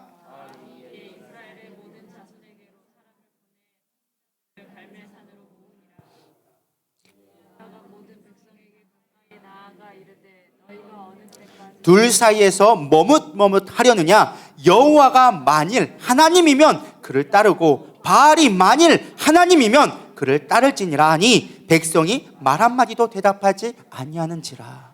이해가 되시죠? 야, 진짜 하나님이 누군지 봐봐. 야훼 하나님이 진짜 하나님이면, 진짜 신이면 그를 따르고 바알이 진짜 신이라고 한다면 그를 따라버려. 그러나 진짜 하나님이 누군지 봐보자 라고 하면서 450대 1로 갈멜산에서 싸우기 시작하는 거예요. 불을 내려주소 하면서 불을 내려주소서 하니까 물을 뿌린데 제단 위에 불이 확 떨어진 거예요. 다 태워버린 거예요. 봤냐? 바알신 니들 해봐. 아빠 막 몸을 찌르고 막 바알신 앞에 지르고 막 소리를 질러가고 막 춤추고 쇼를 하는데 불이 내려요, 안 내려요? 안 내리니까 더 안 내릴수록 다 난리 피는 거예요. 450명이 막 뛰고 있으니 얼마나 가관이겠어요. 야, 엘리야는 보면서 웃고 있잖아. 해요, 열심히 해봐라. 니들 해봐라. 돼요, 안 돼요? 안 되는 거예요. 막 지들끼리 막 서로 찔르고 지키고 막 바알이야, 바알이요. 야, 니들 신 잠들었나 보다. 뭐하냐? 빨리 깨워라, 빼워라. 야, 조롱거리면서 야질야질 거리고 있죠. 근데 안 되는 거예요. 그래, 안 되냐? 다 했냐? 안 됐지? 얘를 네 가짜요. 다 죽여버려. 그래서 엘리야가 군대를 모아가지고 확 다 죽여버립니다. 이렇게 됐으면 대승을 거뒀잖아요. 막 가뭄도 일어나고 막 엘리야 갈멜산에서 막 사람들 온 백성이 보는 앞에서 했는데 이스라엘 백성들이 그거를 하나님인 걸 알았을까요? 몰랐을까요? 알았어요. 근데 또 중요한 건 뭐냐? 침묵하고 있는 거예요. 변화되지 않는 거예요. 이스라엘 백성들이 바뀌지 않는 거예요. 엘리야는 아마 기대했을 거예요. 내가 이만큼 했으면 사람들이 나를 따르고 그래, 우리 하나님 여호와 하나님을 섬겨야지. 하나님 할렐루야, 하나님밖에 없습니다 할 줄 알았는데 아무도 안 그러는 거예요. 거기다 어떤 일이 돌아오기 시작합니까? 이세벨이 화가 난 거예요. 내가 기껏 우리 아버지한테부터 와가지고 내가 이스라엘을 바꿔보겠다고 사자를 다 데려왔는데 싹 다 한 방에 멸절해버렸네. 내가 이스라엘을 바꾸려고 하는데 이 야훼 신앙을 내가 멸절시키려고 하는데 갑자기 야훼 하나님이라고 막 나와버렸네. 이거 놔두면 안 되겠네. 그래서 이세벨을 죽여버렸다고 사신을 보내기 시작합니다. 그게 어디 나오냐? 그 뒤에 나오는 거예요. 19장 2절. 이세벨이 사신을 엘리야에게 보내 이르되 내가 내일 이맘때에 반드시 내 생명을 저 사람들 중 한 사람의 생명과 같이 하리라. 450명 죽였어? 내가 그들과 똑같이 만들어 너 죽여버릴 거야 라고 한 거예요. 그렇게 하지 아니하면 신들이 내게 벌 위에 벌을 내림이 마땅하니라 한지라. 이 말 한마디에 쫄아버린 거예요. 왜 쫄았을까요? 단지 이세벨이 사신을 보내다니까 아우 무서워라 나 숨을 끼어 했을까요? 아니요. 원래 이 엘리야는요 아합 왕한테도 내가 가뭄 내리겠습니다. 내가 450대로 싸우자. 배짱이 보통인 사람이 아니에요. 아이들이 자기한테 대머리라고 놀리니까 곰을 불러가지고 찢어 죽일 만한 엄청난 배포를 가진 자였어요. 근데 죽이겠다는 말 한마디에 쫄아가지고 아이고 무서워 내가 숨을 끼어 했을까요? 그게 아니라는 거예요. 우리는 성경을 볼 때 자세히 봐야 돼요. 왜 그가 이렇게 두려워하면서 죽었느냐? 자신의 기대와 현실이 너무 달랐기 때문에 그런 거예요. 내가 이만큼 하나님 앞에 열심히 했으면, 내가 이렇게 하나님 앞에 열심히 노력했으면 하나님 분명히 내가 뭔가 하나님이 주시는 기적과 표적이 있고 이스라엘 백성들이 변화됐어야 됐는데 변화되지 않은 거예요. 나는 필요 없는 것 같아요. 내 열망, 내 소망, 하나님이 주신 비전 나는 아무 사양이 없는 것 같아요. 나 필요 없는 것 같아요. 그때부터 디프레스가 생기기 시작한 거예요. 급 우울증이 생긴 거예요. 제가 얘기했죠. 우울증은 뭐라고요? 고조로 올라가야 되는데 내 기대와 다를 때 우리 디프레스 될 수밖에 없는 거예요. 그래서 우울증이 오기 시작한 거예요. 엘리야가 막 이렇게 기대하고 있었어요. 나는 모세처럼 쓰임 받을 거야. 나는 사무엘 선지자처럼 온 백성을 동원하면서 내가 쓰임 받을 거야. 사무엘이 이렇게 미스바에 모여서 우리 이스라엘 세웁시다 했을 때 온 백성이 모였던 것처럼 아마도 나도 그렇게 쓰임 받을 거야. 아마 열망 가지고 했을 거예요. 우리 손자들처럼 그렇게 쓰임 받을 거야 했는데 이스라엘 백성이 아무도 안 따라오는 거예요. 너무나 디프레스 되기 시작하는 거야. 내가 뭐 했습니까, 주님? 이제가 내가 3년 맞다. 그렇게 내가 고생하면서 정말 버텨오면서 가뭄에 버텨오고 내가 주님을 영광을 위해서 이렇게 열심히 살아왔는데 나에게 남은 게 무엇입니까? 라는 디프레스가 오기 시작하는 거예요. 그때부터 아무것도 보이지 않기 시작하는 거예요. 너무 두려움이 급습하게 찾아오기 시작하는 거예요. 이세벨 한마디에 쫄아버리기 시작하는 거예요. 그 대장부였던 엘리야가 그 말 한마디에 너무 두려움 가운데 있는 거예요. 그러면서 나오는 게 19장 3절 그 뒤에 말씀이 나옵니다. 그가 이 형편을 보고 일어나. 형편이 뭐라는 거예요? 하나님이 지금 함께하지 않는 그 모습을 본 거예요. 사람들이 따라오지 않는 것에 너무 디프레스 되기 시작한 거예요. 자기 생명을 위해 도망하여 유다에 속한 브엘세바에 이르러 자기 사환을 그곳에 머물게 하고. 브엘세바가 어디냐? 이스라엘 얘기할 때 단부터 브엘세바라고 얘기해요. 단은 저 이스라엘 끝부분 헐몬산이 있는데 막 꼭대기고 가나 갈릴리 지역 위쪽에 있는 게 헐몬산인데 그쪽이고, 근데 브엘세바는 이스라엘의 맨 마지막. 이렇게 이스라엘 모양이 이렇게 약간 땅콩 모양 비슷하게 생겼거든요. 이렇게. 근데 단은 여기고 브엘세바는 여기 끝이야. 끝에서 나라의 끝이야. 그 밑으로는 사막이라 사람이 살 수 없는 지역이라 황망한 지역이에요. 그러다 보니까 브엘세바가 이스라엘의 경계선이에요. 광야로 들어간 사람이 살 수 없는 지역의 경계선 지역이에요. 마치 끝자락에 간 거야. 끝까지 도망가서 하는 말이 무엇이냐? 사원에게 얘기합니다. 너는 여기 머물러라. 네가 갈 길 가라. 이제 나는 사명 끝났다. 그리고 사환을 보내버립니다. 이 사환을 보냈다라는 게요, 그냥 너 가라는 말이 아니라 이제 네가 갈 길 찾아. 나는 목회에 끝난 것 같아 이제. 여러분 마음대로 가시기 바랍니다. 주변에 좋은 데 가시고요. 여러분 마음대로 퍼져가세요. 저는 목회적으로 끝난 것 같습니다. 나는 이제 소명 없습니다. 나는 이제 교회 문 닫을랍니다. 그 말하고 똑같은 거예요. 그 말 끝나고 나는 이제 인생 끝나야겠다. 그리고 혼자 광야로 들어가기 시작합니다. 그러면서 하나님 앞에 기도하기 뭐라고 얘기하느냐? 열왕기상 19장 4절. 자기 자신은 광야로 들어가 하루길쯤 가서 한 로뎀나무 아래에서 앉아서 자기가 죽기를 원하여 이르되. 뭐 하려고요? 죽여달라는 거예요. 나 같은 게 살아서 뭐 합니까? 주님, 내가 차마 이세벨에 죽기 전에는 그동안 내가 천국까지는 못 갈 것 같아서 주님 나를 데려가 주세요. 차라리 나를 데려가세요. 우리 우울증 걸린 사람의 특징이 그거거든요. 내가 살아서 뭐해? 내가 이 땅에 무슨 유익이 있다고? 남편한테 내가 무슨 유익이 있어? 아내한테 내가 무슨 유익이 있어? 자식들 나도 안 받아주는데 아무도 나를 인정해주지 않는데 내가 무슨 소용이 있다고? 그렇게 디프레스 돼가지고 혼자만의 감옥에 갇히기 시작하는 거예요. 감옥에 갇히고 있으니까 생각하는 거예요. 그러다가 부정적인 생각이 사로잡히게 되어지죠. 엘리야도 똑같이 그러겠어요. 하룻밤 가게 죽기를 원하오니 여호와여 넉넉하니 지금 내게 생명을 거두시옵소서. 나는 내 조상들보다 낫지 못하니이다 하고. 조상들보다 못하나이다. 사람들과 비교하기 시작하는 거예요. 저 사람 잘 됐는데 나는 아무것도 못했잖아요. 모세는 이렇게 했고 사무엘은 이렇게 했는데 나는 아무것도 못했잖아요. 주님, 나는 내가 목회자가 무슨 목회자입니까? 나는 필요 없어요. 울기 시작하는 거예요. 우리가 우울증의 증상이 뭐냐? 바로 이 비교예요. 비교.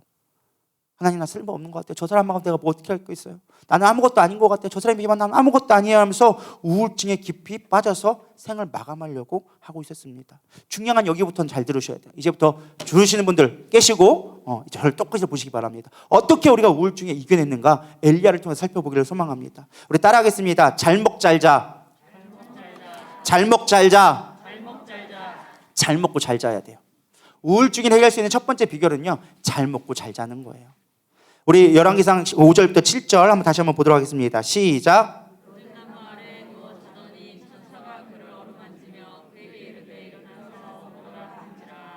본즉 머리맡에 숯불에 구운 떡과 한 병 물이 있더라. 이에 먹고 마시고 다시 누웠더니 여호와는 천사가 또다시 와서 어루만지며 이르되 일어나 먹으라. 내가 갈 길을 다 가지 못할까 하노라 하는지라. 무기력해서 우울증이 빠져서 밥도 안 먹고 정말로 내가 죽어야겠다라고 하면서 굶어 죽으려고 했던 엘리야에게 하나님은 놀라운 은혜를 주기 시작합니다. 까마귀를 통해서 먹이기 시작하는 거야. 먹고 자. 여러분 잘 먹고 잘 자는 게 우울증 해결하는 비결 중에 하나예요. 아까 우울증의 죽 중에 하나가 뭐라고? 증상 중에 하나가 식욕 감퇴, 안 먹는 거예요. 그리고 불면증, 잠 못 자는 거예요. 근데 잘 먹고 잘 자잖아요. 우울증의 상당 부분이 해결될 수 있어요. 여러분 내가 조금가 뭔가 디프레스 된다, 내가 기분 나쁘다, 가장 좋은 저 베스타 가서 열심히 드시고 오시기 바랍니다. 카드값 걱정하지 마시고 드세요. 그러다가 제가 내주느냐? 그렇지는 않아요. 여러분들 내셔야 돼요. 대신 여러분 열심히 그 힘 받은 것 갖고 가가지고 열심히 막노동을 하든 일을 해가지고 돈 버셔서 채워놓으시면 됩니다. 인생 그렇게 사는 거예요. 아낀다고 잘 사는 게 아니에요. 할렐루야. 잘 먹으세요. 때로는 그래서 맛있는 거 먹은 거 필요해. 뭐 그렇다 꼭 베스타만 좋은 거 아니냐? 여러분 좋아하는 거 떡볶이라도 마음껏 사 드세요. 뭐 로제 떡볶이, 매운 떡볶이, 뭐 신떡볶이, 뭐 여러분 막 좋은 거 다 골라 드셔. 먹고 힘내면 되는 거예요. 할렐루야. 먹고 내가 해야 될 것을 바라보고 걸어갈 수 있으면 되는 거예요. 베스타가 어디에 둔산동에 가면 있어요. 35,000원짜리예요. 그거는 저녁 때 또 거기다 시키면은 12,000원 추가하면 랍스타를 준다고 합니다. 거기 가시면 되겠습니다. 꼭 랍스타 아니어도 돼요. 뭐 여러분이 좋아하는 거 마음껏 드세요. 그리고 잘 자야 돼요. 잘 자는 방법 알려드릴까요? 잠 못 주무시는 분들 딱 방법 없어요? 한 3시간만 걸어봐요. 하루 종일 3시간 걸어봐요. 집에 가면요 머리 대자마자 코 골고 잘걸요?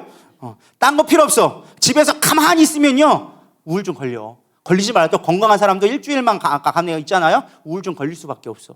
제가 요즘에 하는 것은 뭐냐? 내가 요즘에 설교 준비하냐고 맨날 지하에 처박혀 있다 보니까 시간만 나면 하는 게 뭐냐? 나와서 앉아서 햇빛 쬐는 거야. 일광욕. 아까 아침에도 제가 커피 마시면서 이렇게 앉아있으니까 지휘자가 와가지고 목사님 뭐해요? 일광욕 하고 있어요. 일광욕 해야 돼. 일광욕 하면서 운동해야 돼. 그리고 제가 가능하면 일찍 일어나면 하는 게 뭐냐? 아침에 산에 올라가는 거야. 아침에 기운을 받으려고, 운동하려고, 햇빛 보고. 일주일에 많이는 못 가도 2-3번이라도 가기 시작하는 거예요. 날씨만 좀 좋다? 저는 무조건 가는 거예요. 조금 미세먼지 많다 그냥 집에 있고, 그러면 집에서 막 줌바 댄스 해요. 혼자서 막 이렇게 하면서 막 줌바 댄스 하고 혼자서 막 하는 거예요. 막 이렇게 운동하면요 집에 잠잘 수밖에 없어. 그럼 우울증이 안 와. 오다가도 그게 풀어져. 근데 가만히 있는 거예요. 우울증 걸린 사람들 다가 TV밖에 안 봐. 먹을 것도 안 먹어. 배고프지도 않나 봐. 배고파? 안 고파. 이렇게 하고 누워가지고 팀배폰 보고 있다가 그러다가 멍하고 있다가 정 배고프면 가가지고 그냥 조금 주섬주섬 먹다가 그냥 와가지고 또 먹고 있다가 또 자는 거야. 이렇게 자다가 낮잠 그렇게 자니까 밤에 당연히 잠 못 자지. 낮에 TV보다 잠을 까박까박 졸아. 그러면 밤에 잠 오냐? 절대 안 와. 여러분 잠깐 5분 10분 자는 거 별거 무시하지 마세요. 그거 자면 밤 홀딱 새는 거예요. 거기다가 왜 커피는 왜 이렇게 마셨어? 여러분 불면증의 원인이 커피예요. 커피 너무 마시지 마세요. 커피는 그냥 아침에 한 잔 정도 간단하게 마시고 뭐 마시지 말라고는 안 하겠어요. 그냥 한두 잔 정도만 간단하게. 여러분 많이 마시지 말고. 커피 마시면요 100% 밤에 잠 못 자요. 뭐 나는 뭐 커피 마셔서 잠 못 자요. 맨날 마셔봐 잠 못 자는 날 오지 안 오지 안 오나. 그러니까 무조건 몸을 쓰셔야 돼요. 사람은 몸을 쓰게끔 돼 있어요. 그래서 나가서 막 2시간씩 1시간씩 걸어봐요. 밤에 잠 잘 와요. 그리고 잘 운동하잖아요. 밥맛이 너무 좋아. 살 빼려고 운동했는데 와가지고 밥맛이 너무 좋아가지고 막 밥을 2공기씩 먹고 있어. 그래서 살이 더 찌는 것 같아. 그러니까 방법 없어요. 우울증 바쁜 거 딴 거 없어. 잘 먹고 잘 자는 거. 따라하겠습니다. 잘 먹 잘 자. 잘 먹고 잘 자면 우울증이 어느 정도는 해소가 돼야 돼요. 근데 그렇다고 근본적인 문제는 해결되지 않아요. 남편의 문제가 해결되냐? 그렇지 않아. 자녀의 문제가 해결되냐? 그렇지 않아. 중요한 건 뭐냐? 잘 먹고 잘 자랬으면 이제 일어날 힘이 생겼으면 뭐하냐? 하나님을 만나러 가는 거예요. 엘리야가 그걸 하기 시작하는 거예요. 가보면 나오죠. 우리 8절 보도록 하겠습니다. 이에 일어나 먹고 마시고 그 음식물에 힘을 의지하여. 먹고 잘 잤잖아. 이제 힘이 생겼잖아. 예전에 우울증 생겨가지고 아무것도 안 하니까 몸에 힘이 없어. 실제적으로. 아무것도 안 하고 하니까 먹고 하니까 소화도 안 되고 하니까 기력이 없을 수밖에 없어. 여러분 두 끼만 굶어봐요. 힘이 있나? 없지. 당연히 힘이 없어. 쓰러지지. 저는 한 끼만 굶어도 벌써 힘이 없어. 그래서 잘 먹어야 되는 거예요. 잘 먹고 힘이 생기면 뭐 해라? 그때부터 하나님을 만나러 가는 거예요. 다니엘 기도 와서 기도하는 거예요. 전 다니엘 기도 안 오는 사람 보면 참 안타까워. 이 좋은 기회들을 왜 놓치나 몰라. 이 주옥 같은 말씀들을 왜 안 듣나 모르겠어요. 할렐루야. 별로 아멘들이 없으시는 겁니까? 별로 은혜가 안 되시나?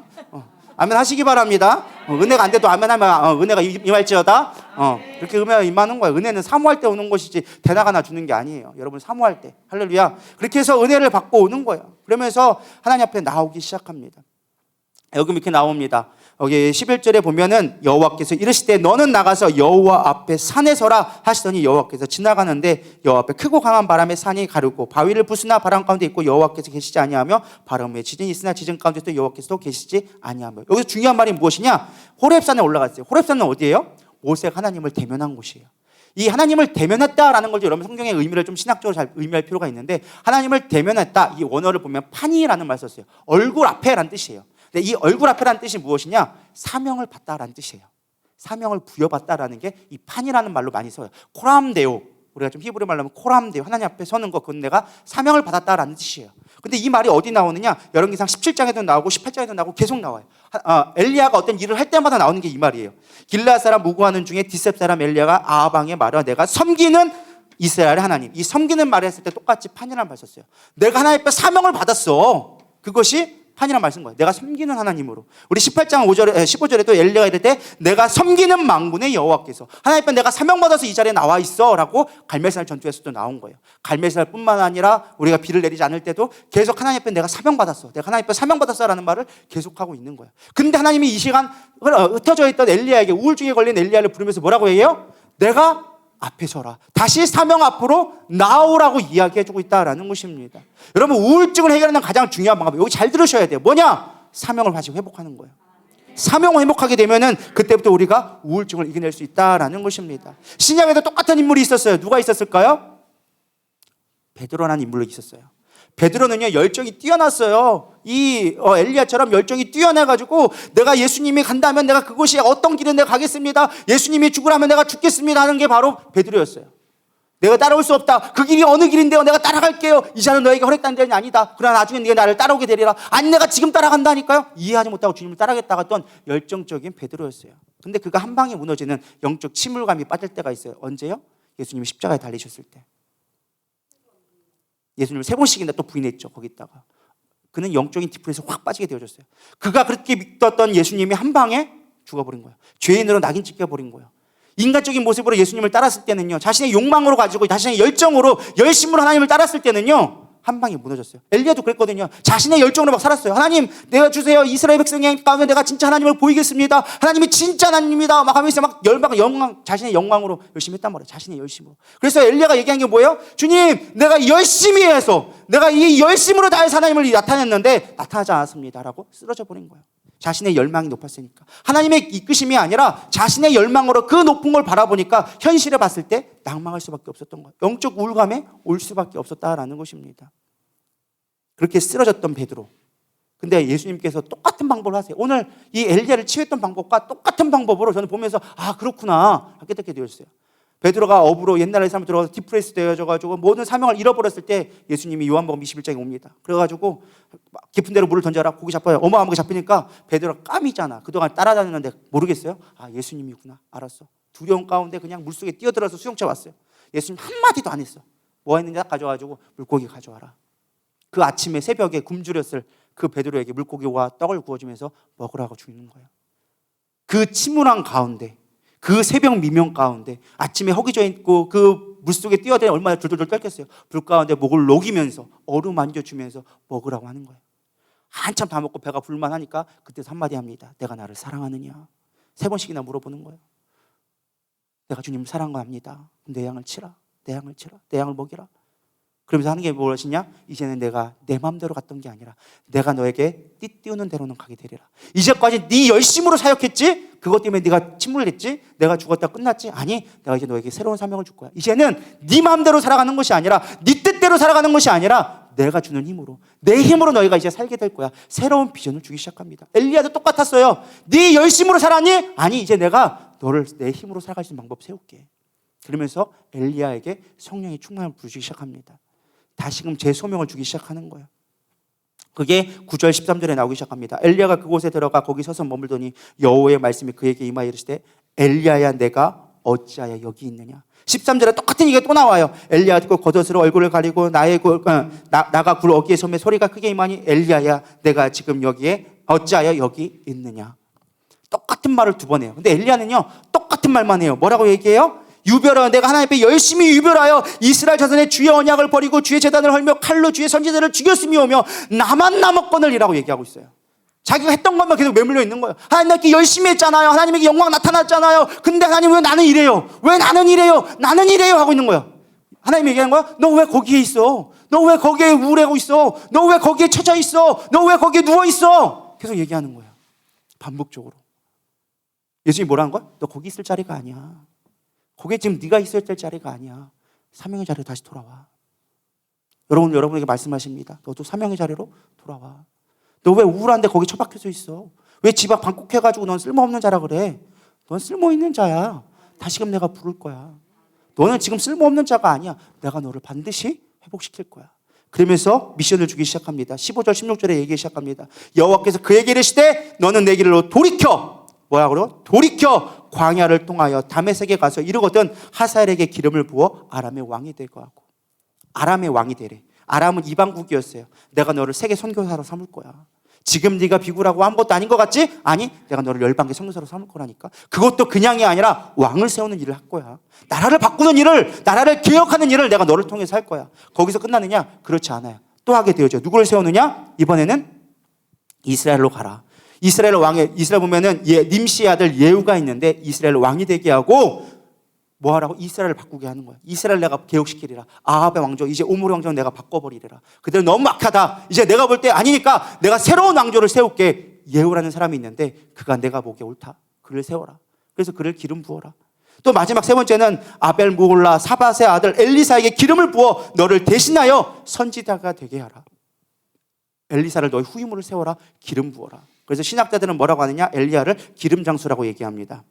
아람 왕한테 기름 붓고 예후한테 이스라엘 왕을 세우려 기름 붓고 엘리사에게 기름 붓고 맨날 기름 붓는 게 일이어서 기름 장수다. 끊임없이 기름이 나온다 그래서 기름 장수라고 부른다고 하더라고요. 끊임없이 기름 붓는 일을 하는 거예요. 하나님은 우리에게 성령 충만함을 주시리라 믿습니다. 성령 충만하면 우울증이 해결될 수밖에 없는 거예요. 나는 왜 쓸모없어? 나는 뭐야? 나는 아무것도 아니야 라고 우울증에 치매 있다면 여러분 마음을 살펴보세요. 내가 왜 우울증이 왔는가? 나의 영적인 기대치와 현실과의 다른 그 영적 디프레스를 여러분 발견하실 수 있어야 된다는 거예요. 아, 이건 내 열정이었구나. 내 노력이었구나. 내 소망이었구나. 하나님의 방법은 다르구나라는 것을 깨닫기 시작해야 되는 거예요. 베드로가 이건 내가 열정으로 생각해서 되는 것이 아니구나. 하나님 앞에 띠띠워졌을 때 내가 가는 거구나. 엘리야가 그랬어요. 내 열정으로 내가 열심히 유별하여 싸우니 그 열심으로 되는 것이 아니구나. 하나님이 나타나는 것은 하나님이 기름 부을 때 되는 것이구나. 그걸 깨닫기 시작할 때 우리의 사명들이 회복되기 시작하는 거예요. 그때부터 영적 디프레스가, 이 우울증이 회복되기 시작한다라는 것입니다. 그렇게 해서 하나님 앞에 사명을 받게 되어지면요, 다 이렇게 되어지는 거예요. 그럼 하나님이 또다시 영광을 주기 시작합니다. 너만 혼자 남았다고 생각하니? 아니야. 잘 봐봐. 18절. 그러나 내가 이스라엘 가운데서 7,000명을 남기리니 다 바알에게 무릎을 꿇지 아니하고 다 바알에게 입맞추지 아니한 자니라. 너만 남았다고 생각했지? 아니야. 너뿐만 아니라 7,000명이라는 사람이 아직도 준비하고 있어 내가. 우리가 생각하는 게 그거예요. 우울증 걸리잖아요. 자기밖에 못 봐요. 문제밖에 못 봐요. 문제밖에 못 보니까 문제 속에 갇혀 있다가 자신을 잃어버리게 되어지는 거예요. 그게 우울증의 심각한 단계예요. 나는 살아서 뭐해? 나는 아무것도 아니지. 우울증에 빠질 수밖에 없는 거예요. 문제 속에 갇혀서 하나님을 보지 못하는 거예요. 그러나 우리가 하나님의 크심을 보면, 문제보다 크신 하나님을 바라보면 우리는 해결되게 되어진다라는 것입니다. 우울증에서 벗어난 거 딴 거 없어요. 크신 하나님을 바라보면 돼요. 우리가 왜 우울증이 빠져요? 문제 속에 매이다 보니까 나 이거 문제야, 이건 안 돼, 직장 사업이 이게 안 돼, 가족은 이게 문제야. 그 문제 속에 빠져가지고 어떤 말도 안 들려, 누구도 안 보여, 자기 거밖에 안 보이는 거예요. 우울증에 걸리는 거예요. 그게 딴 거 없어요. 그 문제에서 벗어날 수 있어야 돼요. 문제의 원인을 분석할 수 있어야 돼요. 내 안에 마음의 문제가 무엇인지를 관찰할 수 있어야 돼요. 여러분, 상남왕이 뭔지 아세요? 딴 거 아니에요. 삼자의 입장에서 나를 바라보게끔 만드는 거예요. 당신 그거 힘들었어요? 왜 힘들었다 생각하세요? 그건 어떤 상황에 그렇게 된 거예요? 왜 그렇게 됐을까 생각해 보세요. 당신의 감정은 어떤 거예요? 막 분노하고 화를 내죠. 왜 화를 낸다고 생각하세요? 물어보게 되는 거예요. 그러면 들어주는 거예요. 들어주면서 공감해주고, 그러면서 마음을 열면서 자신을 관찰할 수 있게끔 만드는 게 상담학이에요. 딴 게 아니에요. 하나님은 이미 그걸 우리에게 보여주셨어. 너 왜 거기 있느냐? 너 왜 거기 있냐고. 한 번이 아니 똑같은 거야. 너 왜 거기 있어? 네가 있을 자리 거기 아니라니까. 우리에게 끊임없이 얘기하고 주고 있는 거야. 그러니까 나와서 보니까 뭐가 보이기 시작하는 거야? 7,000명이 보이기 시작하는 거야. 너만 혼자 남았다고 생각했지? 이스라엘 백성이 안 들었다고 생각하지? 아니야. 7,000명은 바알신에게 섬기지 않은 7,000명을 내가 준비하고 있었어. 더 큰 거를 내가 준비하고 있었어. 그러니 걱정하지 말고, 네 사명 끝났다고 생각하지 말고 이제 내가 하라는 것대로 사명대로 이끌고 가면 돼 라고 이야기해주고 있는 것입니다. 요즘 노인 그런 우울증이 참 심각하다고 얘기 드렸잖아요. 우리 교회도 이제 어느 정도까지 나이가 이제 허약하신 분들이 많이 계시는데, 여러분들 60이 은퇴가 끝이 아니라는 걸 여러분 기억하시길 바랍니다. 은퇴가 영어로 뭐라고 얘기했냐? 리타이어라고 얘기해요. 리타이어. 들어보셨죠? 리타이어. 리타이어가 뭐냐? 리는 다시란 뜻이에요. 타이어는 말 그대로 자동차 타이어예요. 타이어도 뭐 엄청 그런 게 아니라 그냥 자동차 타이어를 얘기한 거예요. 리타이어가 뭐냐? 은퇴라는 무엇이냐? 타이어 갈아 끼는 거예요. 타이어가 60년 동안 달렸어. 그러다 보니까 펑크가 났어. 닳았어. 그래가지고 잘 달리기 위해서 뭐 하는 거예요? 타이어 갈아 끼는 거. 타이어 교체하는 게 은퇴라는 거예요. 그게 영어적 표현이에요. 리타이어먼트. 타이어를 바깥 끼우는 거. 잘 달리기 위해서 바깥 끼는 거. 제2의 인생 후반전을 달리는 게 은퇴다라는 거예요. 믿으십니까? 여러분 60 넘었다고 끝나지 마세요. 모세는 80에 하나님 앞에 부름받고 하나님 사역했어요. 갈렙은 85세에 이산제를 내게 주셔서 외쳤어요. 여러분 인생 끝이라고 생각하지 마세요. 우리 권사님 75세에 나는 하나님 앞에 부름 받을 거라고 했더만 지금 80세가 다 됐어. 언젠가부터 돌아가신다는 말 절대 안 하셔. 왜 그래요? 제가 안타까운 거는 거기서 끝나는 게 아니라 이제 사명 갖고 나가야 된다는 거예요. 나이 드신 분들 열심히 공부하세요. 성경 공부하세요. 목사님 여기 듣고 여기 되면 잊어버려요. 그래도 하셔요. 영어 공부, 단어 공부하세요. 어떻게 쓰일 줄 알고. 우리 최종복 목사님 처음에 우리 교회 와가지고 신학교 간다고 할 때도 다 반대했어. 그 나이에 무슨 60이 다 돼가지고 무슨 가느냐. 그런데 지금 10년째 목회하고 계셔요. 그 노인네들 누가 위로하겠어? 젊은 사람이 가가지고 그 노인네들 어떻게 위로하겠어? 최종원 목사님 되니까 60대 후반 돼가지고 그 노인네들 그냥 보면서 그 성질의 불 같은 걸 다 죽여놓고서는 그래도 안 죽이니까 살짝 눌러놔가지고 다 죽게 만들어가지고 거기에 다 목회 잘하고 계시잖아요. 뭐 엄청나게 뭐 부흥돼야 목회 잘하는 거 아니에요. 그 영혼들 포기하지 않고 붙들고만 있는 것도 엄청난 사역이에요. 잘 감당하고 있잖아요. 어떻게 쓰일지 모르는 거예요. 여러분 인생 후반기를 준비하시고 지금도 늦지 않았으니까 준비하시길 바랍니다. 인생 80세 이제부터 시작이다. 할렐루야. 우리 60세 이상 되신 분들만 우리 주먹 쥐시고 60대 이상만 되신 분들만 60대 밑에는 지금 준비할 때고 아직 모르셨고 60대 이상 되신 분만 나는 이제부터가 시작이다. 다시 나는 이제부터가 진짜다. 할렐루야. 여러분 이제부터가 진짜라니까. 제가 보니까요 나이 먹은 게 절대 부끄러운 일이 아니에요. 육체적으로 연약할 수 있지만 이게 영적 지혜라는 게 달라요. 제가 20살 때 설교했던 거랑 30대 때 설교했던 거랑 지금 설교했던 레벨이 달라요. 레벨이 틀려요. 그 경험이라는 게 무시 못하는 거예요. 여러분 지금부터 쌓여서 한다고 해도요 10년 뒤에 나는 살까 모를까? 아니 걱정하지 마세요. 생명은요 사명에 달려있는 거예요. 모세 목사님이요 120세까지 늙지 않았다, 기력이 세어지 않았다, 눈이 잘 보였다, 건강했다고 얘기했어요. 근데 그가 하나님 앞에 부름받은 건요 사명이 다했기 때문에 간 거예요. 하나님이 부르시는 건요 나이가 중요한 거 아니에요. 나이는 숫자에 불과한 거예요. 우리가 사명에 붙들려 있으면 120세가 돼도 하나님 쓰시는 거고요, 사명이 안 되면 60세든 20세든 언제든 들어갈 수 있다는 거예요. 중요한 건 뭐예요? 사명 붙들고 있는가가 중요하다는 거예요. 여러분 사명 다시 붙드세요. 우울증에 걸릴 필요가 없어. 왜 우울증에 걸려? 지금 우울증 걸릴 시대가 아니야. 지금 빨리 하나라도 더 배우고 성경 더 해서 한 사람에게 한마디 그런 영적 교훈을 해주면요 그거로 영혼 살리는 거예요. 그걸 얼마나 비전이 있어. 꿈과 소망을 가져야 되는데 그냥 나 인생 끝났지. 나 대우나 받아야지. 내가 이만큼 나이 먹었는데 왜 나는 대우 안 해주냐? 어리석은 거예요. 하시라니까. 청소도 더 하시고 더 섬기세요. 제가 지구촌 교회 가지고 한 장로님이 계셨어. 근데 우리 목자 거의 대부분 목사님들 모임이었거든요. 목회자 세미나에서 목회했는데 그분의 강사로 장로님인데 오셨어. 85세인가 되셨던 것 같아. 머리가 하얘셔. 근데 별로 힘도 없으셔. 그냥 이렇게 꾸부장에 오셔가지고 정장 쫙 입고 오셔가지고 아이고 목사님들, 제가 부족한데 목사님들 섬기게 돼서 영광입니다. 그러면서 섬기는데 너무 탁월하신 거예요. 그 85세 되신 분이. 나는 지혜가 부족해요. 나는 나이도 많아. 힘들어하는데도 불구하고 그 조곤조곤하게 설명을 해주시는데 모든 목사님들이 그 권위 안에 순종할 수밖에 없는 거예요. 여러분 직분이 중요한 게 아니에요. 지식이 중요한 게 아니에요. 내가 하나님 앞에 쓰임받을 게 되어지면요 어떻게 쓰임받을지 모르는 거예요. 지금부터 준비하시라니까요. 소명 붙들고 나가시라니까요. 뭘 내 인생 끝났다고. 끝나긴요 주님이 데려가야 끝나는 거지. 안 그래요? 주님 데려가기 전까지는 최선을 다해서 사시면 돼요. 그게 우리에게 주시는 영적 우리의 우울증에서 벗어날 수 있는 거예요. 여러분 따라하겠습니다. 사람은 밥 먹는 존재가 아니고 의미를 먹고 사는 존재다. 다시 한번. 사람은 밥 먹고 사는 존재가 아니라 의미를 먹고 사는 존재이다. 제가 한 말은 아니지만 참 명언인 것 같아요. 여러분 우리가 밥 먹고 살지 않았으면 좋겠습니다. 사람들이 밥 먹고 살려고 열심히 노력하는 사람 참 많은 것 같아요. 왜 이렇게 밥을 못 먹어서 그런가? 저도 밥을 참 중요하게 여기는데 인생에 사실 행복한 게 반은 저는 먹는 거라고 생각하는 사람이에요. 교회도 밥을 잘 먹어야 된다고 생각하는 사람 중에 한 사람이에요. 그러나 우리가 밥 때문에 살지 않았으면 좋겠습니다. 그것이 행복을 주는 것도 사실이고 우리가 우울증에 회복하는 것도 밥 먹는 거 중요하지만 그것이 여러분들의 인생의 목적은 아니에요. 우리는 의미를 먹고 살아야 돼요. 내가 이 땅에 왜 살아가야 되는지 사명을 분명히 깨닫게 되어지면 인생의 의미가 되어지는 거예요. 요즘에 담임 목사님이 제가 담임 목사님 간증을 몇 번 했더니만 삐지셔가지고 담임 목사님 얘기하지 말라고 막 그러시는데 마지막 한마디만 더 하고 제가 마치려고 합니다. 담임 목사님이 사실은 지금 엄청 강행군을 하고 있잖아요. 사실 남들 같으면 요양원에 들어가가지고 그냥 나는 죽었대 하고 하면서 요양만 하셔야 될 분이세요. 근데 지금 막 달리는 이유가 뭘까요? 인생의 의미를 회복했기 때문에 그런 거예요. 걸리셨을 때는요 깊은 디프레스에 빠졌어요. 내가 목회 이렇게 열심히 했는데 열심히 노력하고 교회도 세웠는데 나에게 왜 뇌종양이 걸렸지? 영적 디프레스에 빠져가지고요 솔직히 자식된 입장으로서 참 안타까운 게 살 소망을 잊어버리셨었어요.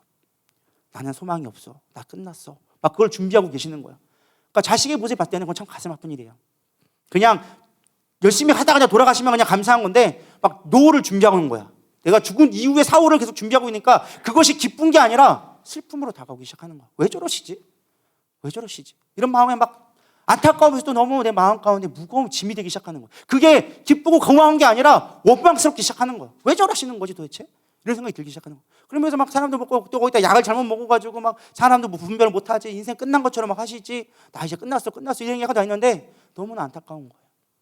사실 그게 불과 얼마 전까지 있었던 일이에요. 근데 어떻게 되어져요? 어쨌든 은혜로 하나님의 교우심으로 제 사명을 준 거예요.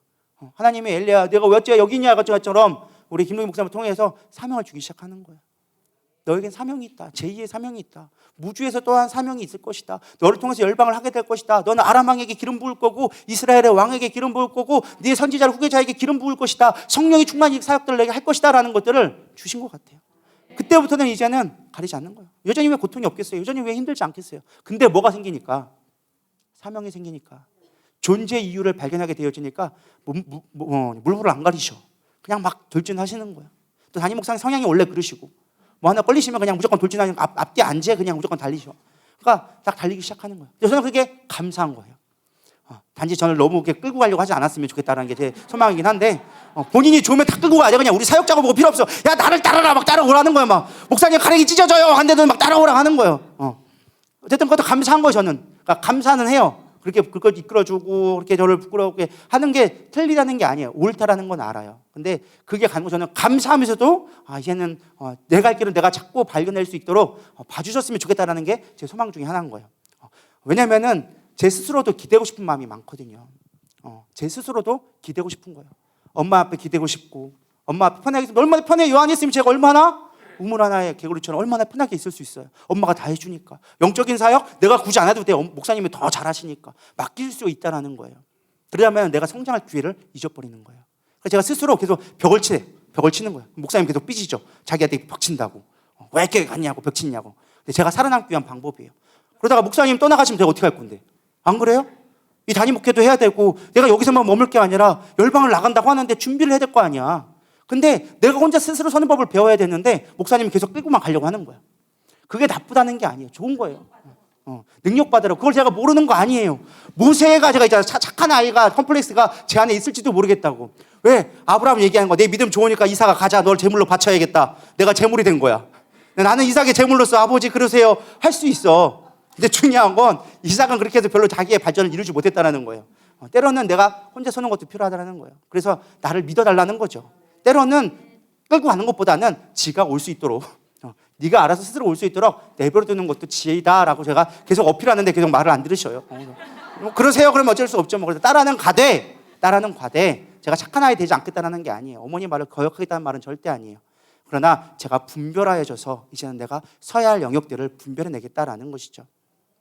절대 오해하지 않기를 듣기 바랍니다. 목사님도 저는 목사님을 존중하고 목사님의 큰 뜻을 제가 모르는 바 아닙니다. 그러나 제가 갚을 능력이 없을 것 같아서 제가 그것이 두려울 뿐이지 목사님을 절대 인정하고 목사님을 누구보다 사랑하고 목사님을 인정해드리고 싶은 분이고 목사님이 저는 누구보다도 상처받지 않기를 원하는 자녀 중에 하나예요. 이해는 가시죠? 우리 성도들은 다 하는데 목사님만 모르시는 것 같아. 그런 것 같아요. 거기가 벌써 간다고 막 그러잖아요. 어쨌든 중요한 건 그거예요. 여러분을 다시 불러 들어와서 우리가 사명이 필요한 거예요. 사명이 있어야 돼요. 사명이 회복되어지면 이길 수 있게 되어지는 거예요. 회복될 수 있게 되어지는 거예요. 우울증에 걸릴 이유가 없게 되어지는 거예요. 여러분 가운데 사명이 있기를 소망합니다. 인생의 의미를 회복하세요. 하나님은 왜 나를 부르셨을까? 그 의미를 깊이 생각해 보세요. 그게 엄청난 거창한 사명은 아닐 수 있어요. 그리고 내 열정과는 전혀 다를 수 있어요. 내 생각과 내 길이 다르다고 얘기했던 것처럼 다를 수 있어요. 그러나 주님 앞에 맡기고 그 사명대로 이끌러 가다 보면 우리는 그 우울증에서 반드시 이겨내리라 믿습니다. 마음을 지키셔야 돼요. 분석할 수 있어야 돼요. 우리 이 시간 좀 시간이 많이 갔어요. 제가 하다 보니까 오늘은 제가 좀 작정하고 길게를 했는데 내일은 좀 짧게 할 거예요. 걱정하지 마세요. 내일은 짧게 할 거니까 제가 느낀 게 그거예요. 짧으니까 다 은혜 받았다고 하더라고. 그래서 오늘은 은혜 받았는지 모르겠지만 그냥 할 말은 해야겠다 싶어가지고 할 말 많았지만 더 하진 않았어요. 지금까지 이것도 많이 자른 거거든요. 그래도 11장 나왔더라고요. 그래서 목사님한테 또 혼날지도 모르겠지만 여러분 우리 찬양 부르면서 나의 등 뒤에서 나를 도우시는 주, 나의 인생길에서 지치고 고나여 우울증에 빠져 있을 때, 매일처럼 주저앉고 싶을 때 나를 밀어주시는 분 계시네. 일어나 걸어라, 내가 새 힘을 주려니, 새 비전을 너희에게 주려니 너는 일어나 걸어라, 내가 너를 도우리라. 우리 고백하는 마음으로 우리 시간 뒤에 불 꺼주시고 우리 찬양 부르시면서 나가도록 하겠습니다.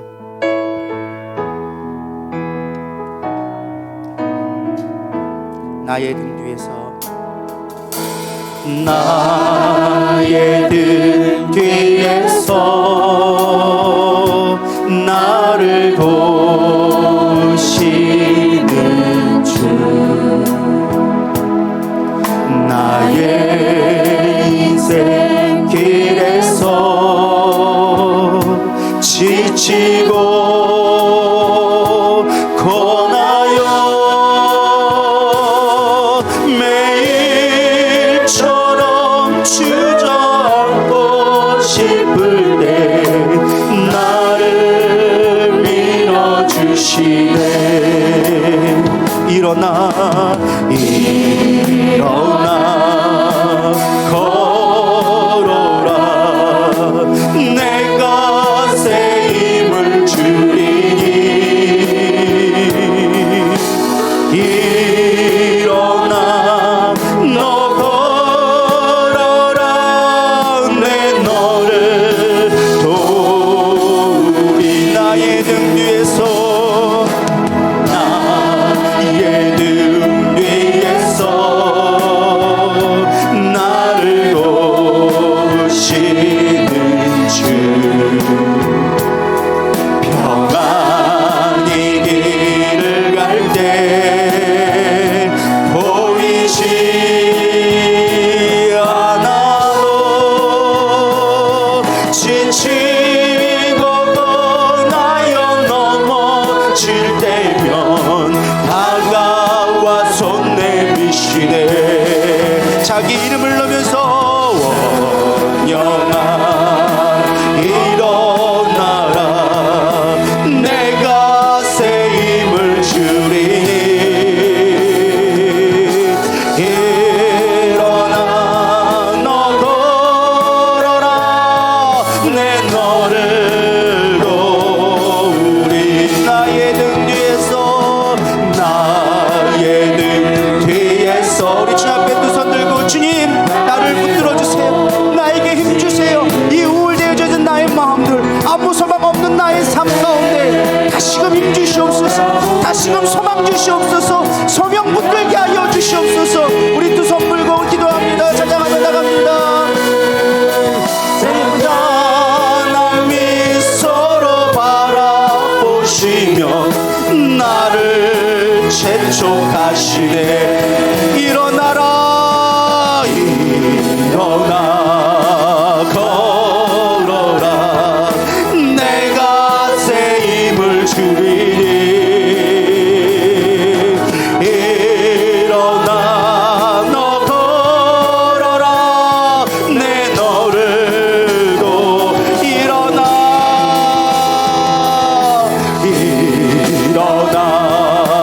걸어라, 내가 새 힘을 주리니. 일어나 너 걸어라, 내 너를 도. 우리 말씀을 생각하면서 주여 한번 부르면서 크게 기도합시다. 기도하십시다. 주여, 하나님 나도 모르게 영적 디프레스에 빠져 있습니다. 아버지 나도 모르게 아버지 늘 원망스럽고 불평하며 나 같은 게 뭐라고 아버지 마음속에서 치우쳐 있으며 늘 아버지 엉들렸던 나의 모습들, 두려워하고 슬퍼하며 낙담했던 모든 마음들, 하나님 이 시간 모든 걸 아버지 내게 하여 주시옵소서. 주님 앞에 나옴으로 말미암아 참난 소망을 누리게 하여 주시옵시고, 주님이 주시는 비전을 향해 걸어가며 나가게 하여 주시옵소서. 베드로에게 그렇게 아버지 새 능력을 주셨던 것처럼, 엘리야에게 그렇게 새 능력을 주셨던 것처럼 내 안에 새 힘의 새 비전을 허락하여 주시옵소서. 회복케 하여 주시옵소서. 여기 단 한 명도 영적 침몰함에 빠지지 않게 하여 주시옵시고, 이제 비전을 향하여서 소망을 향하여 나갈 수 있는 참된 믿음의 눈이 열리게 하여 주시옵소서. 능력 허락하여 주시옵소서. 소망 허락하여 주시옵소서. 육체적 강건함을 허락하여 주시옵소서. 언제까지 세상에 아버지 들려 있겠습니까? 언제까지 세상의 가치관에 눌려서 아버지 내가 힘못 쓰는 자가 되어 주시겠습니까? 난 이제 회복하게 하여 주시옵소서. 일어서게 하여 하여 주시옵소서. 회복하게 하여 주시옵소서. 오늘도 주님의 도우심을 구합니다. 함께하여 주시옵소서. 지금도 살아계신 하나님, 하나님의 크심을 내가 찬양합니다.